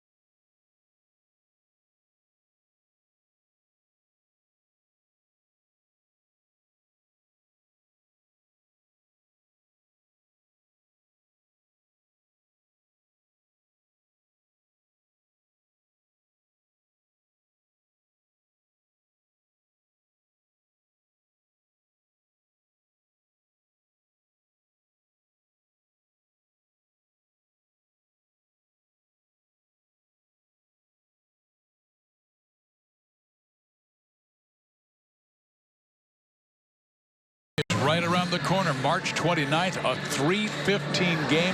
Limited lower, upper, and outfield seats are available. All you have to do is go to Royals.com/OD winning day for details. And the first two series, HUD, against the Chicago White Sox and then against the Detroit Tigers. We'll be at Detroit. These are some of the additions both teams have made. White Sox mainly improving their bullpen and that catching spot. And the Tigers, well, they need all kinds of help after finishing last in the Central last year, and they are definitely in a rebuild mode. Well, I just saw today where the Chicago White Sox announced their opening day starter, and ought to make some Royals hitters pretty happy. James Shields will be towing the slab, Fizz. You never know, HUD. Don't be saying something like that. Look, I don't have to face him. I can pop off. I don't have to put no pressure on myself. But look, those guys, you know, they're going to have an opportunity to thrill the multitude at the K. Ryan Goins, the batter. I can't wait to hear the crowd when Moose comes up and hits a bases clearing double. I can see it. Yeah, that'll be our earliest opening day ever, March 29th, 3:15. Duffy against Shields. Then Friday we'll have a day off, and Saturday will be a 6:15 game, and Sunday at 1:15, and then we hit the road. And you'll see that we're playing inside the division for Chicago, then at Detroit, and then against the Central champion Cleveland Indians. And then back home to face Seattle and the Angels in the American League West. Think it'll be chilly in Detroit and Cleveland? Well, we're bringing our parkas. I know that. Joe Goldberg already told me that. Pack your parkas, fellas. It's going to be windy and chilly. Can you believe Goldie's the fashion police again this year? He's the best at it. He's been tightening this up. Yep. Goins with the 3-1 count. And Kella's pitch is fouled off. Keone Kela, 6'1" right-hander with a high-octane fastball, mid to high 90s. He's got a nice little power curve, too. Good changeup. He was 4-1 with the Rangers last year with a 2.79 in 39 games. His key is just to stay healthy. Goins again sends it foul. Well, in fair territory, I thought that might slice away.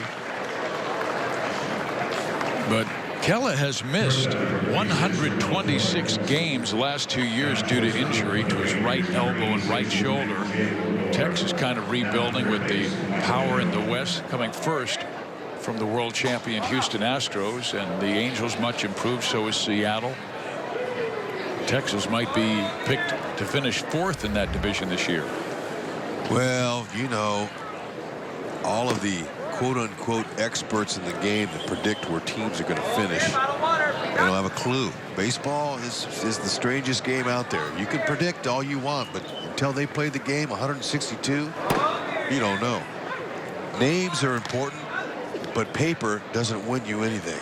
And what was it, 3 years ago, the Twins had a great success. Then they had a terrible 2016, and then they turned it around last year. Yeah. Torres swings and misses, and Kela strikes him out. So 2 quick outs here in the 6th. How many worst to first have we seen over the last 10 years? A lot.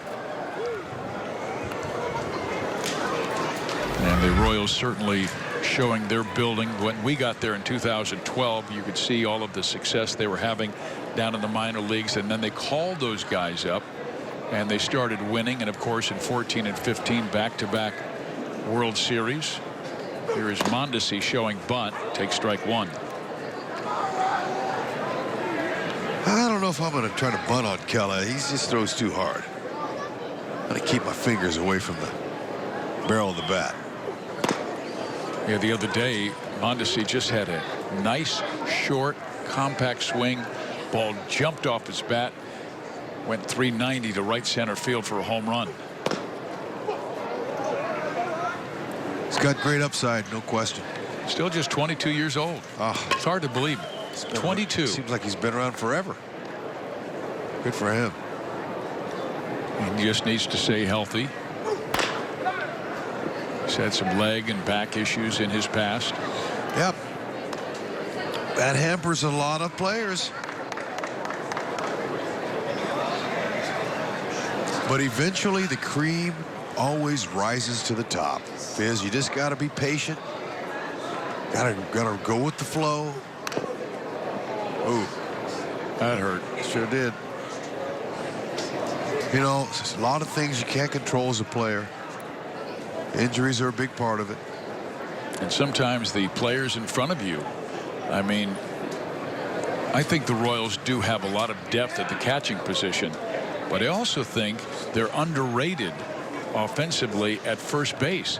When you consider what we've seen recently from guys like Frank Schwindel and Ryan O'Hearn, Hunter Dozier's potential, the Royals have some depth at that position, and they're going to have to find some at-bats for those guys down at AAA and AA. O'Hearn went deep again yesterday. He's got 3 home runs last 2 games, and they're long ones. And Schwindel, you know, when he hits them, Hud, he doesn't hit those ones that scrape the back of the wall. They're the ones are like 450. He hit one that almost hit the scoreboard and left here at Surprise the other day. Oof. But you're always looking for organizational depth, as you talked about the what-ifs. Yeah, what-if player. No one wants to be a what-if player, but that's how you get started lots of times. What if this guy goes down? What if Wally Pipp goes down? Yeah, what if that guy Lou goes down? Gehrig takes over for him. We got Ryan O'Hearn. We got Swindell. There you go. A swing and a miss, and Calaveras sharp in his 6th inning of work. That's nasty. We went to Menard.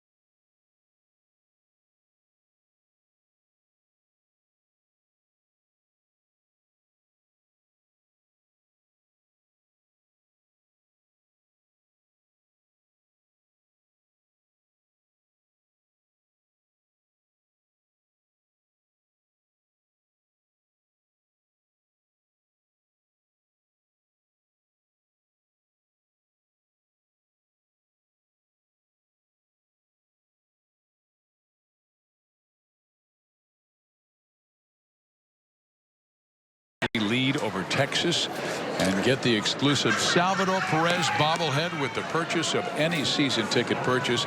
Visit Royals.com/STM for details. A lot of great offers this year, and it's great to see Salvi back behind home plate. The later you get in spring training, the more innings he gets to go, and we'll see a new right-hander in veteran Mike Broadway out of the state of Illinois.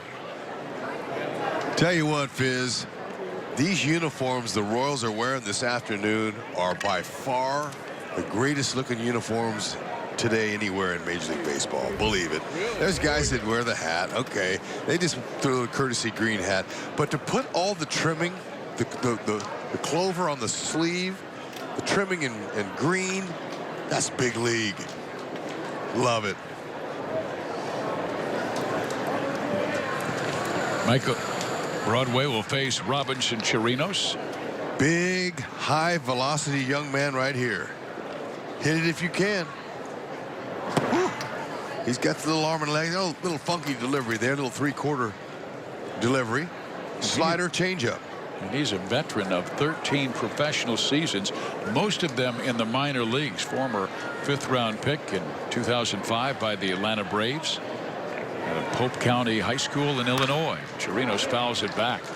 That last fastball was at 96. Yep, big velocity guy. Talking with Cal Eldred about him today, he said, you know, This young man has everything to gain and nothing to lose. He's one of the Royals' most improved pitchers in spring training this year. I said, really? Why? What has he done? He said he's worked on his pitches, the timing, the running game with runners get on. I mean, he's really paid attention to all the little things, and he's made a lot of great improvements. This kid is on the rise here.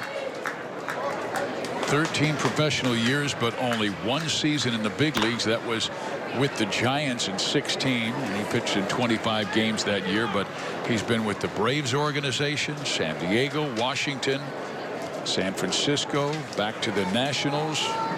He's and ready. To the Rays. He's ready, Fizz. Man, that's it. I mean, he's in the right place at the right time. Lots of times, players not at the right place at the right time in his career. He's at the wrong team. There might be a couple of guys like Goins was telling me today before the game. The second baseman for the Royals was saying, well, it's hard to become an everyday player when you got two guys ahead of you making $100 million. You're not going to play. So he's in the wrong place. Chirinos pops it up. Shallow right. But Broadway. And it's caught by Soler. Is with the Royals team that are looking for a few good men to step up in the bullpen. He's in the right place. That's what Cal's looking for. Somebody to take the bull by the horns and say, let's go. The Royals have really pitched well since that rough first inning. Even though Skoglund did pitch well, didn't get help from his defense, and also a little slippage. And Salvador Perez tried to make two throws and slipped with his back foot. And now the batter is Destin Hood, who is 0 for 2 with an RBI ground out. Salvi up to 6 innings here. Top of the 7th here. He's getting some work in today. See how long they let him go.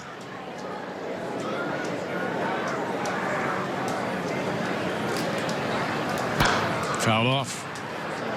Yeah, just watching Broadway for the first time here with his funky delivery, that crossfire action he's got, that's definitely going to be tough on right-handers for sure.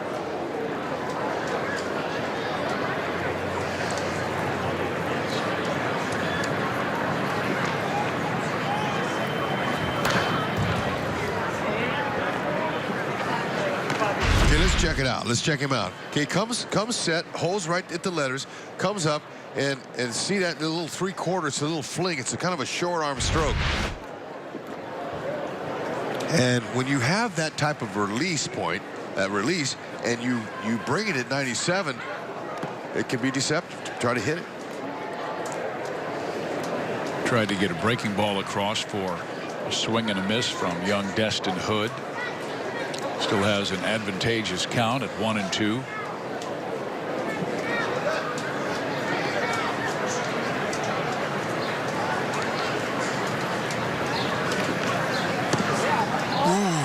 Didn't miss by much.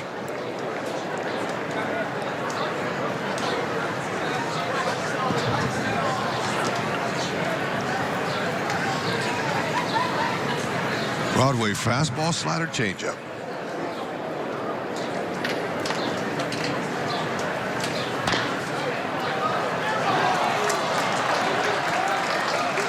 Well, Hood will round first base, head to second base.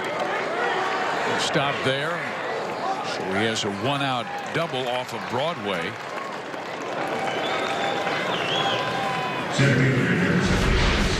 Hood did a nice job of staying with this ball. That's a slider. It went down, stayed a little bit above the plate, but he's able to stay on top of it and just hook the bag.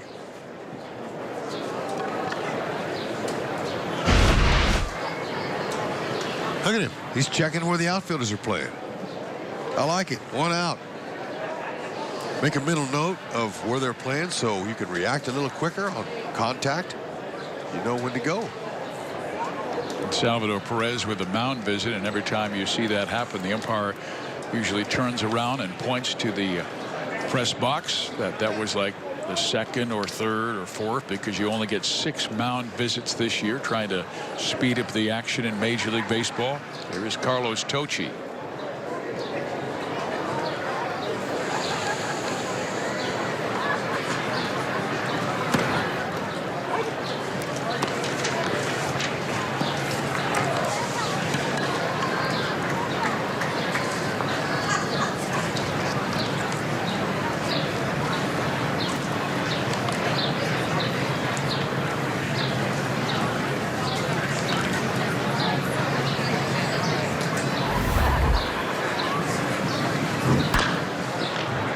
Coach, he pops it up.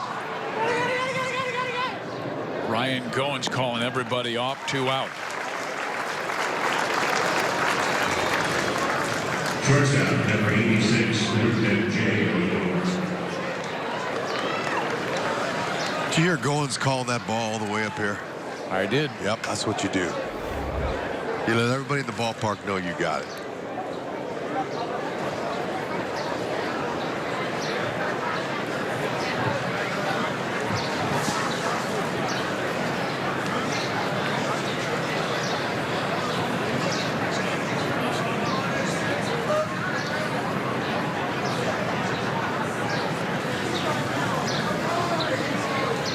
This is not the left-handed hitting Odor.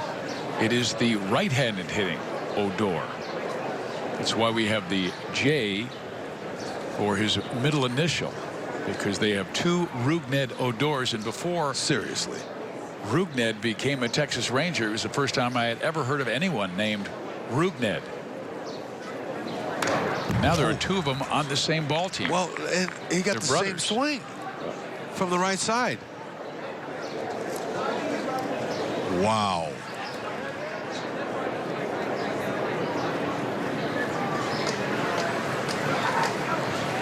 Mom and Dad said, you know what? Just so we don't make any mistakes, let's call all the kids Rougned. Hey, if they can swing like that, make more of them.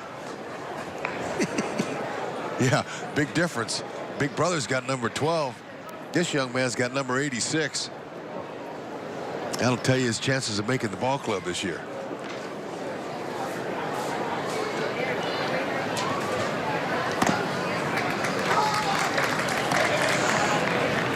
Broadway has an even count at 2 balls and 2 strikes.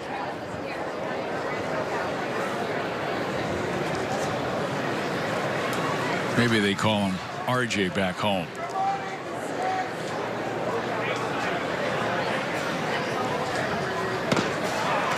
Broadway gets a swing and a miss, throws a shutout 7th inning. We head to the bottom of number 7. Here in Surprise, Royals by 2.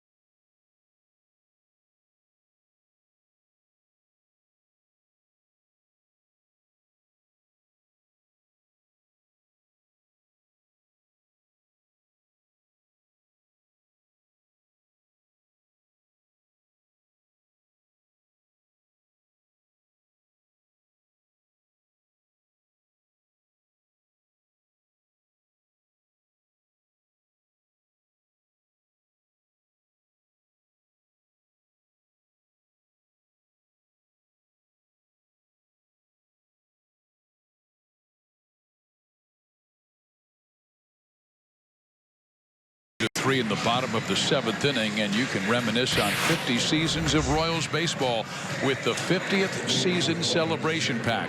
This package is loaded with gate giveaways, alumni appearances, and special celebrations at the K all season long. Visit Royals.com/celebrate for details. The new pitcher is Jeffrey Springs.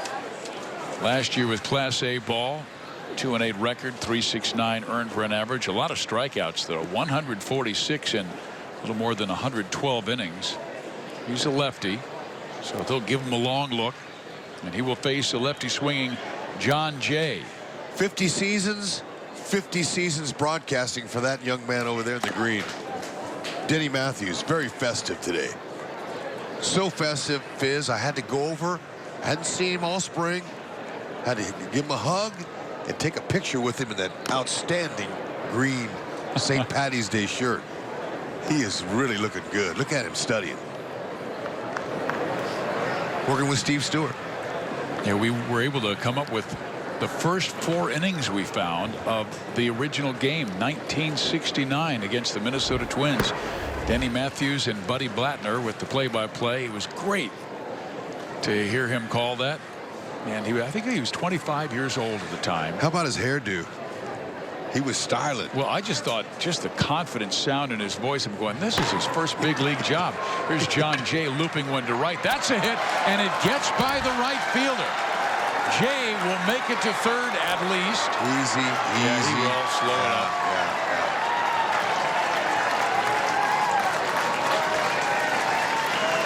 Yeah, that picture you're talking about. Let's take a look at this again here. Little top spin log. Their hood coming in. Hit. You know what? That's really he butchered that. You got to stay back. But look at John Jay. He's just saying, nice and easy. Stay within yourself here. There's no need to impress. Spring training inside the park home runs don't count. Nope. Well, now we'll get a chance to see one of the top young prospects in the Royals system, Emmanuel Rivera. He's only 21. Played at Class A last year, where he was the Lexington Player of the Year after leading the South Atlantic League and batting at .310 with hits 144. And this is a guy who may not have been a top prospect in high school, and he smacks this one to the right side. And making the catch is Hood. Jay will not go. Strong throw home. Wise they didn't send him. So Rivera is the first out, but they said Emmanuel, even though he was drafted in the 19th round of the 2015 first-year player draft out of Puerto Rico, they said he every single year got better and better, and then he really had a breakout season, and they love his defense as well.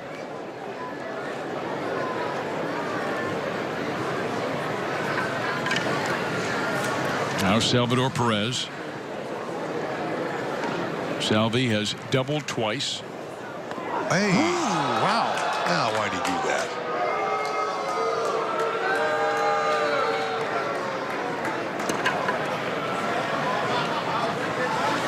The Royals need that guy. Oh, well. First pitch, they're trying to come in on him. He's not trying to do that on purpose.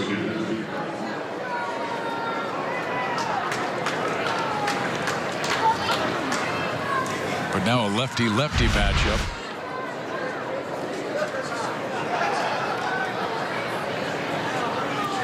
And this is where you know that Lucas really wants to shine this year. He only hit 188 last year against Southpaws. Strike in there. But this is where Ned Yost does have some options. Cheslor Cuthbert is out of options, Hud. Yep. And Cheslor playing a little bit of first base this spring for the Royals. Yeah, it's an interesting position to be in.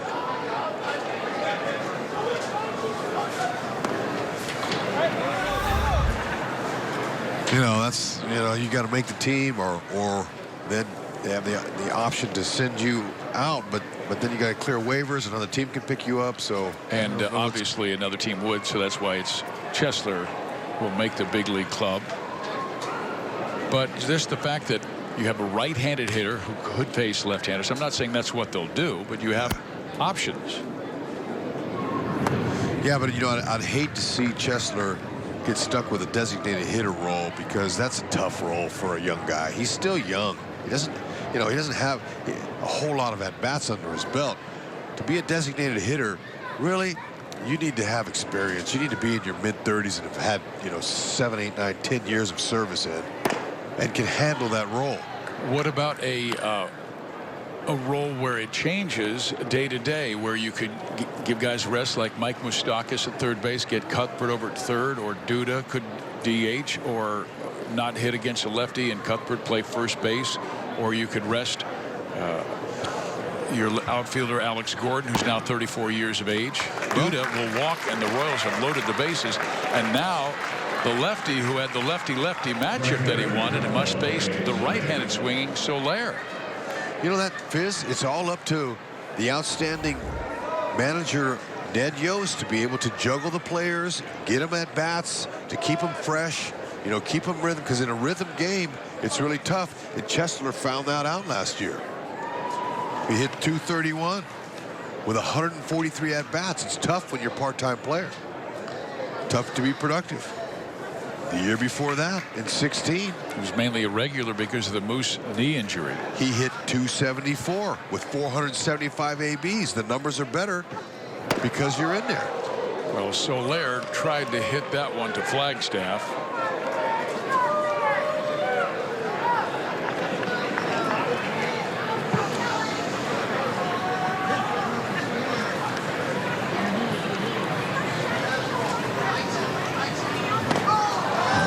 Goes after a breaking ball and now is on the defense, down 0-2. Yeah, you know what? The first two off-speed pitches that he's thrown to him he's not going to give him anything good here. Soler's a little bit aggressive here.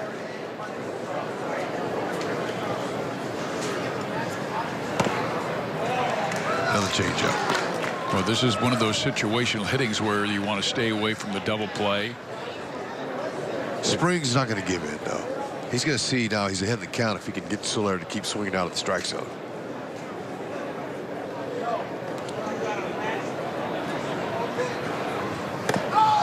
Well, he does get the strikeout of Soler for the second out of this 7th inning.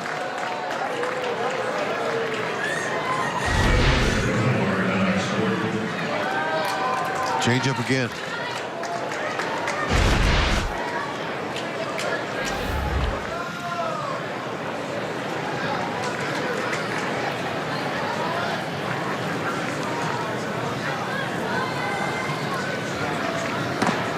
Gordon takes strike one.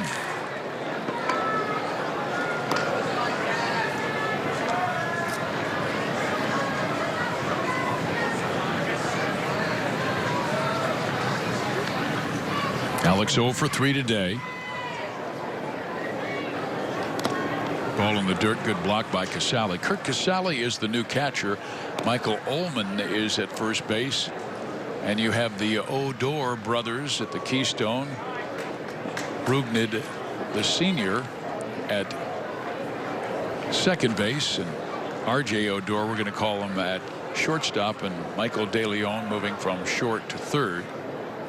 Alex down in the count 1-2.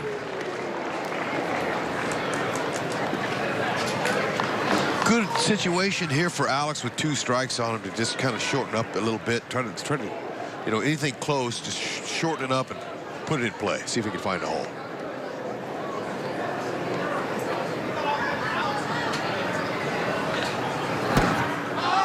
Strike 3 call. So good job by Jeffrey Springs, bouncing back, bases loaded, strikes out Soler and Gordon.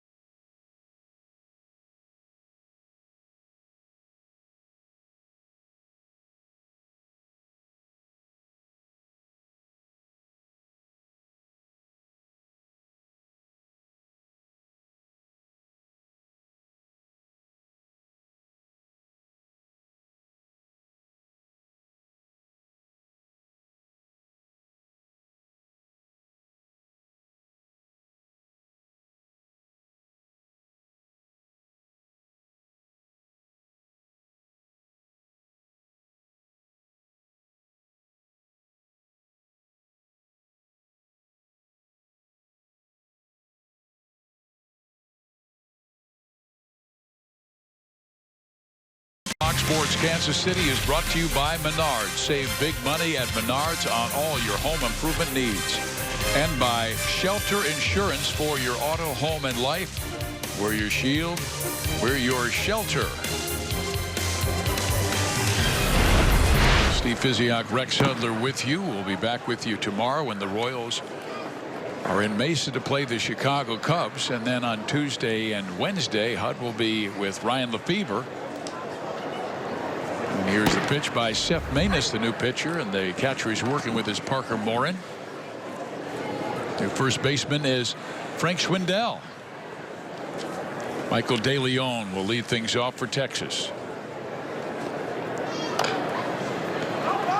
How about Seth Maness? Good pickup. I mean, they held on to him because they know this guy has big league experience. They know what he can do. Last season, after the surgery that he had, he kind of rushed it. He rushed things. He never really took any time off. He went from surgery to rehab to throwing, and he didn't stop. So it's important that you give yourself a chance to rest. Cal Eldred was saying that the rest was really important for him. Emmanuel Rivera throws out leadoff batter De Leon. Yeah, because he has a good resume, Hud. He flew through the Cardinals system, 20-9 record in the minor leagues with only 27 walks in 300 innings. Can you believe that? His command was so outstanding. And then 2013 broke into the major leagues with St. Louis, had a 2.3 ERA, strong year in 14, another good year in 15, and then all of a sudden the arm problems you talked about. Right, 16, and then but Cal Eldred, you know, being a part of the Cardinal staff, he knew all about Maness, and he said, you know what, this guy is somebody we can use. He's got a power sinker, an outstanding changeup, and a slider. And we just got to get him some rest. So I talked with Seth today before the game about that. He said, you know what, I got to do no throwing for 3 months. It was great. Got his arm refreshed. Good pick there. Mejia throws out Odor, and 2 downs very quickly here in the 8th inning. And that's what Maness brings, ground balls. Yeah. When he's on his game, throws strikes, he has a quick tempo. He gets the ball, he throws it. I mean, you can't count him out. He has a legitimate shot of making that bullpen. I remember when he came up with the St. Louis Cardinals, it just wowed me. Those were like Greg Maddux numbers. 300 innings, only 27 walks. Yeah, and he's got a little funky delivery too. He's got a little herky-jerky motion there at the end of his release point. But that last ground ball, that's what he does. He pitches to contact. Mike Ullman, the batter, takes it in, and a 2-0 count.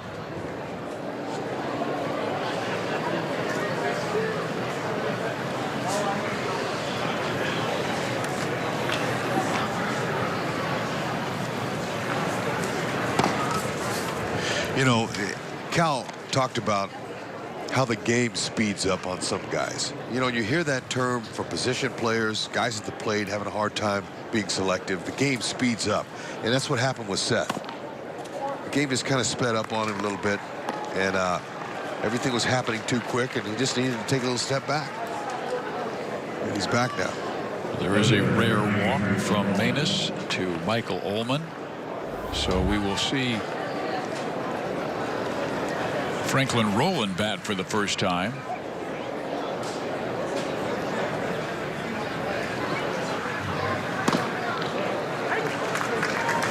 All our runs in this game came in the first 3 innings. Texas scored 3 in the top half of the first. The Royals came back with 4 in the bottom half of the first, sparked by 2 home runs, a 3-run shot by Duda, and a solo blast by Soler. And then Mike Moustakas went deep for the 5-3 lead, and that's where we still are. 5-3 in the 8th. 2 out, 1 on. Rowland knocks it foul.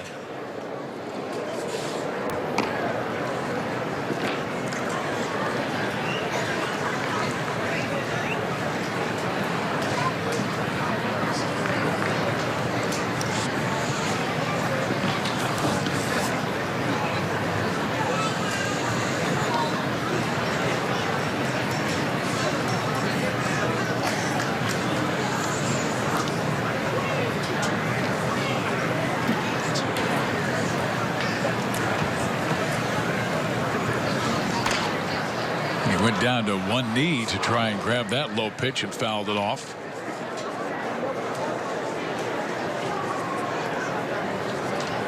Some changes for the Royals outfield as well. We told you about the infield, but Anderson Miller is taken over in left. Brandon Downs in center field, and one of our top young prospects, Khalil Lee, is in right. There's a fly ball struck to shallow center. Downs charging in, but over the shoulder with a nice catch is Eric Mejia. And the Rangers are done in the 8th. The Royals lead it by 2. Right now.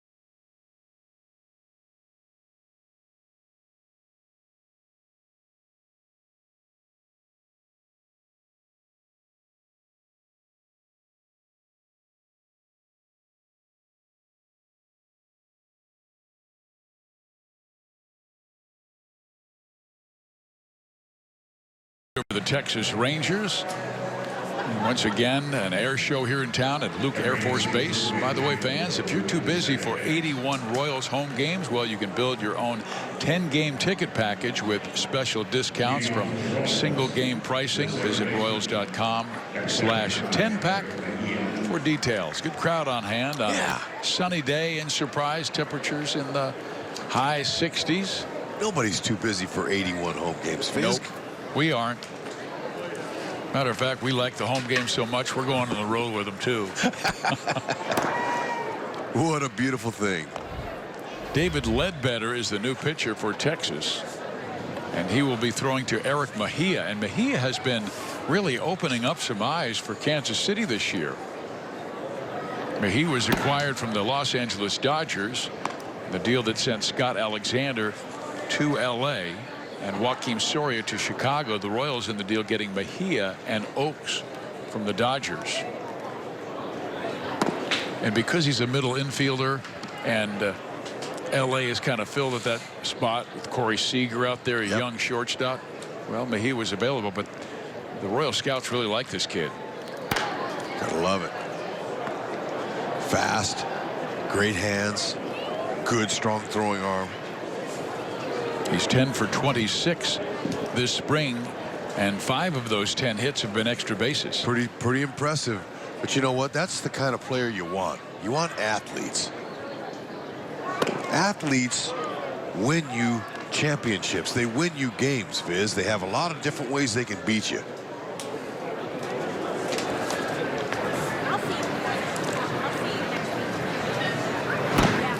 Just off the plate, Mejia works the walk, and Ledbetter in a bit of trouble here in the bottom half of the 8th inning.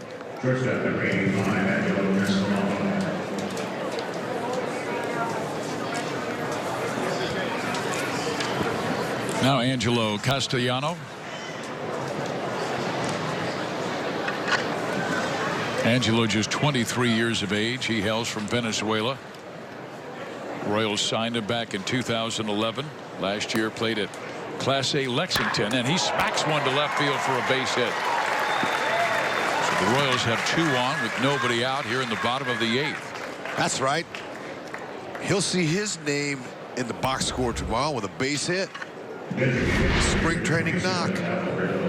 Yeah, fastball right there. Stayed short, compact, like that swing. Ooh, yeah. Rope it.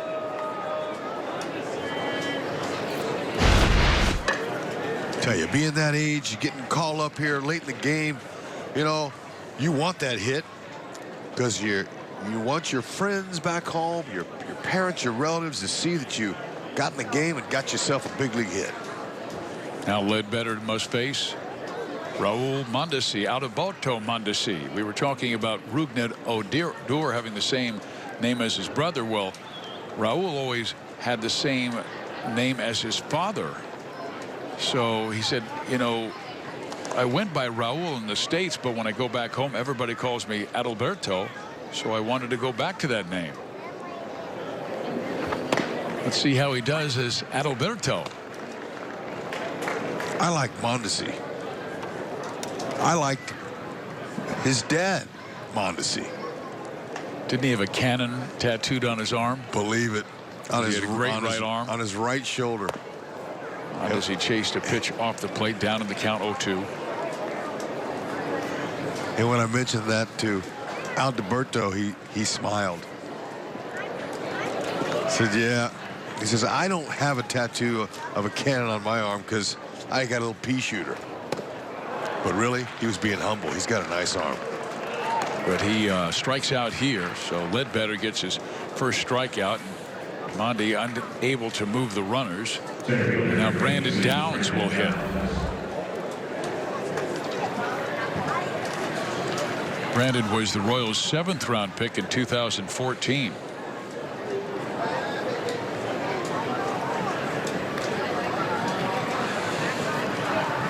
Played his college baseball at a good baseball program, the University of Virginia. And the Cavaliers suffering today because their #1 overall seed for the first time ever, HUD, a number 16 seed knocked off a #1 seed when UMBC knocked off Virginia. Yep, that's going to happen. But now UMBC has to face the mighty Kansas State Wildcats. We'll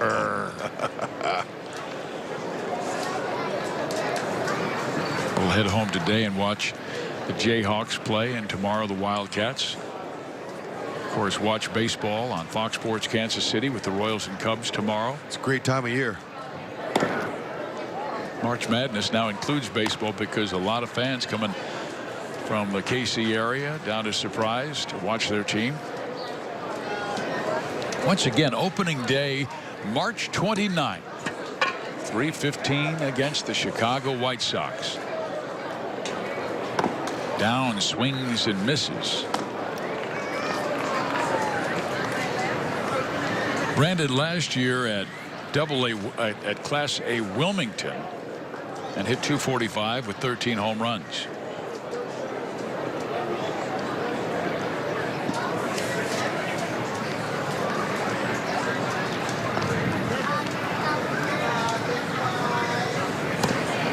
And then chases another breaking ball and strikes out. So seems like Ledbetter went with the off-speed pitches to set up Mondesi and then finish off Downs. Yeah, that little breaker there, that's hard to hit. Especially when it's located like that. Now Emmanuel Rivera, who we were talking about. I like the Sox. Yeah, that green Emmanuel, and white. yeah. Mejia has him on at second base, too. I like it. Royals definitely get my vote for best uni of the day. At least on this field. Now, I haven't seen all over baseball, but they are styling. Speaking of Sox, Fizz, I noticed something the last 2 days that I've been here. I like to go to the minor leagues and watch those young players play because I don't get a chance to see them at all during the summer. And one thing I noticed.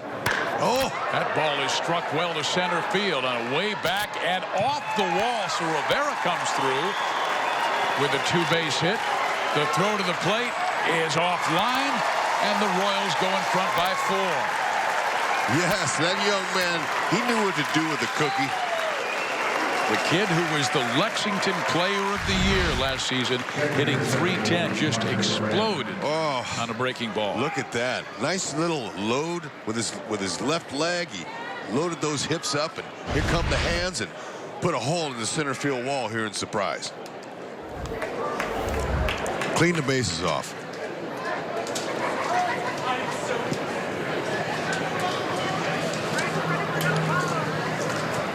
So what I noticed in the minors, Fizz, is that the minor leaguers' pants were all the way down to their ankles. They weren't bloused. For years, Dayton Moore's minor league Royals were trained and told and disciplined to keep their pants bloused up just below their knees. And so this year, they finally let them down. They restricted that rule, and they let them wear their pants down a little bit. And you know, I commend them. He said, look, we're going to let them have a little bit of character, let them show a little bit of character. It's called fashion freedom. That's right.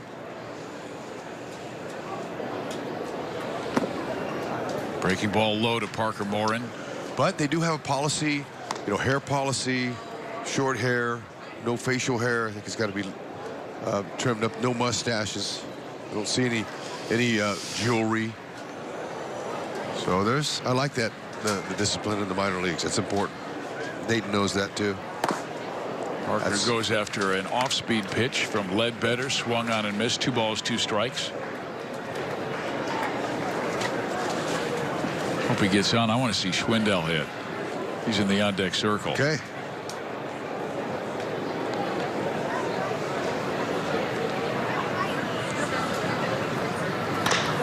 Parker sends one to center field, but right at the center fielder who makes the play. And Emmanuel Rivera comes through with a 2 RBI double. It's 7-3 Royals. Sweet.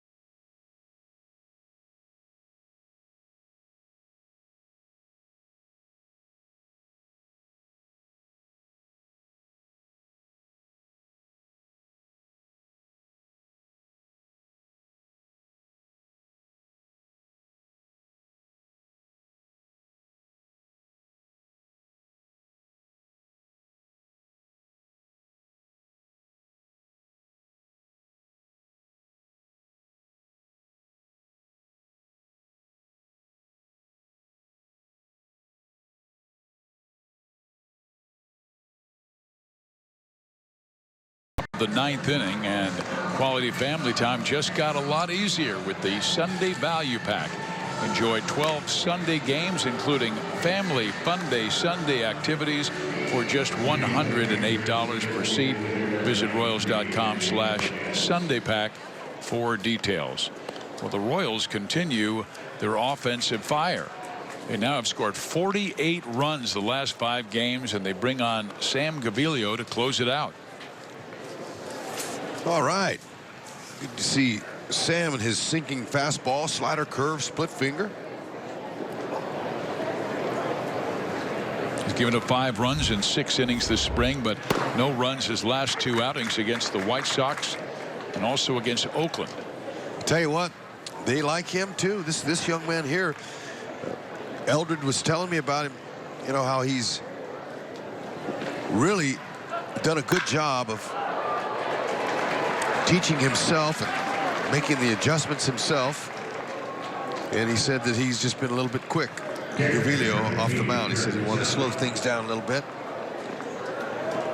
And one of the things that Gaviglio said that's helped him so much was that the great video coordinator Mark Topping, who works with all of the players all the time, the coaches, the guy really works hard. He gives him a video for his iPad, and Gaviglio goes home and he looks at his motion, he looks at his delivery, and he studies that at nighttime and stuff. So really the value of video and the work that Mark Topping does is really good. Super for these guys. We never had that in our day. It sure would have been nice. Well, Sam out of a terrific college baseball program in Oregon State. Grew up in Ashland, Oregon, beautiful area of the country. And he was that state's 5A pitcher of the year in 2008. Going 13-0. Cal's been working with him this spring to get through the ball. That means having a nice finish. Finish through it to the catcher's glove. Like that. That's a good pitch there. It's a sinker. And it does find the middle of the field. Yep. On the hole. So 2 hits by the leadoff guys, and Ibanez and Casale. Right fielder number 14, Destin. He'll take the ground ball right at somebody here. Roll, prepare. That's what he wants. The ball ran in, stayed up a little bit. That's how he's able to get to it. Stayed up. Sinker ballers want the ball down. Well, Sam was claimed off waivers by Kansas City from Seattle back on September 1st. He was on his way from Tacoma, I remember him telling me, to Las Vegas when he heard the news. And then got his first start with the Royals on September 7th. It was against Minnesota. He pitched very well, gave up just 1 run in 5 innings and left with the lead, but the Royals pen couldn't hold it. Now Hood is the batter. He did get the win against the White Sox on September 12th. That was his only decision with the Royals. Hood will be tough to double. He runs well, but hits this one high in the air and deep to left center field. And that ball is gone, and Destin Hood has cut the Royal lead to 1.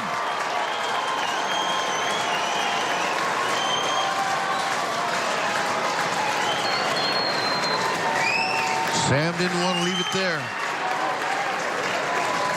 All 3 Rangers that have come to the plate this inning have hit the ball hard.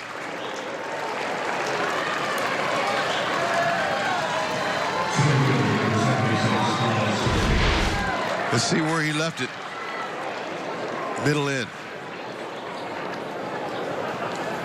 Oh man, that's good head position there. Barely moved. Hands through the ball. Now Carlos Tocci, who is 0 for 3, a ground out, and pop up. So all of a sudden we've gone from 7-3 to 7-6. In there for a strike, a 1-1 count.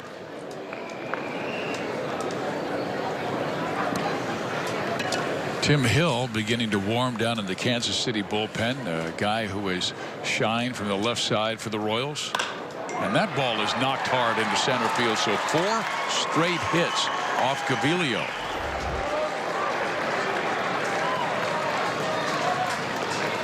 Second baseman, number 86, Ruben J.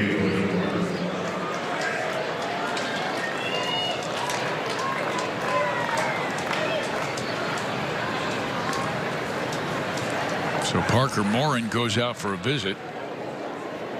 And the batter will be Rugned J. Odor. Well, you've always said, Hud, if you throw a sinker, better keep her down. He's leaving it up. Yep, they're not missing it. These hungry players on the Rangers side. Dead's saying, hey, look, let's get 3 outs and go home. He's got to get ready for the second game. They got a doubleheader. At 6 o'clock local time, 8 o'clock back in Kansas City. Way outside for a ball.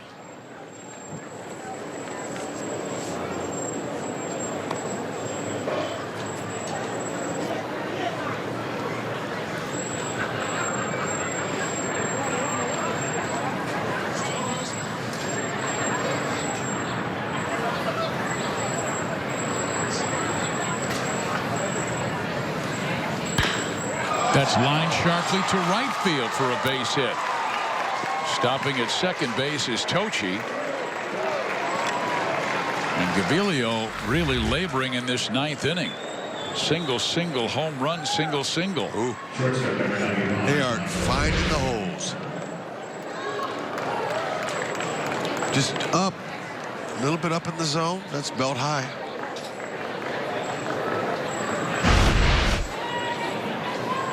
Left-hander Tim Hill, he's loose. And Michel De Leon will step to the plate, a left-handed batter.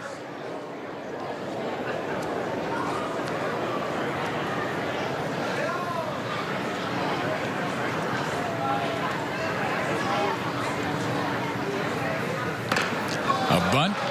Cavillios only play first base. Runners both advance. Tying run now at third. And the go-ahead at second. Jeff Bannister's Rangers, they're going for the kill here. They're going to try to move the runners, get them over there to try to tie it and get the lead here. Well, during the regular season, that is the way you would play. So why not particularly teach the youngins how to do that? Michel De Leon in this case, 21 years of age.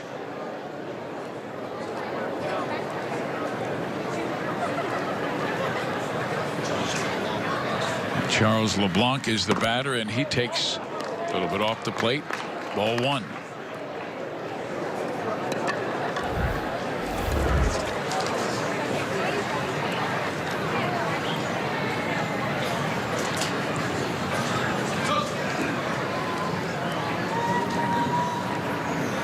Gavilio, he'll take it out any way he can get it. Didn't mean to do it. Checks a swing and rolls it foul, so the count is now even at 1 ball and 1 strike.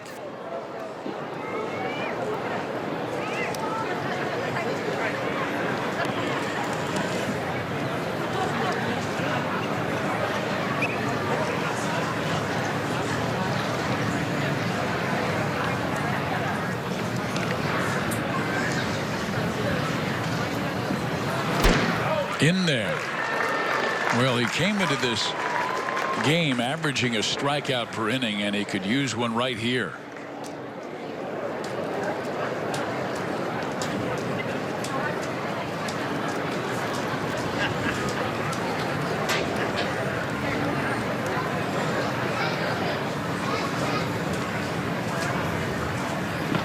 He struck him out. That's what he's looking for. See, now that ball had a little bit of late life to it. It's still in the middle of the plate, but the location was in a better spot. See how the hitter had to reach for it? Aurelio says thank you. So he needs one more out to give the Royals their 12th victory in Cactus League play. Royals came in at 11-10-1. The Rangers at 7-13-2. Ullman. He knocks it to third. Rivera bobbles it, picks it up, and throws him out, and the game is over, and the Royals have a 7-6 victory. A little dicey for Ned Yost, but he'll take the win, and he's got to get ready for a 6 o'clock game where Jake Junis will be throwing for Kansas City as the Royals will go for the sweep in Cactus League play of Texas on this Saturday. Fizz, I really enjoyed it, man. Happy St. Patty's Day to everybody.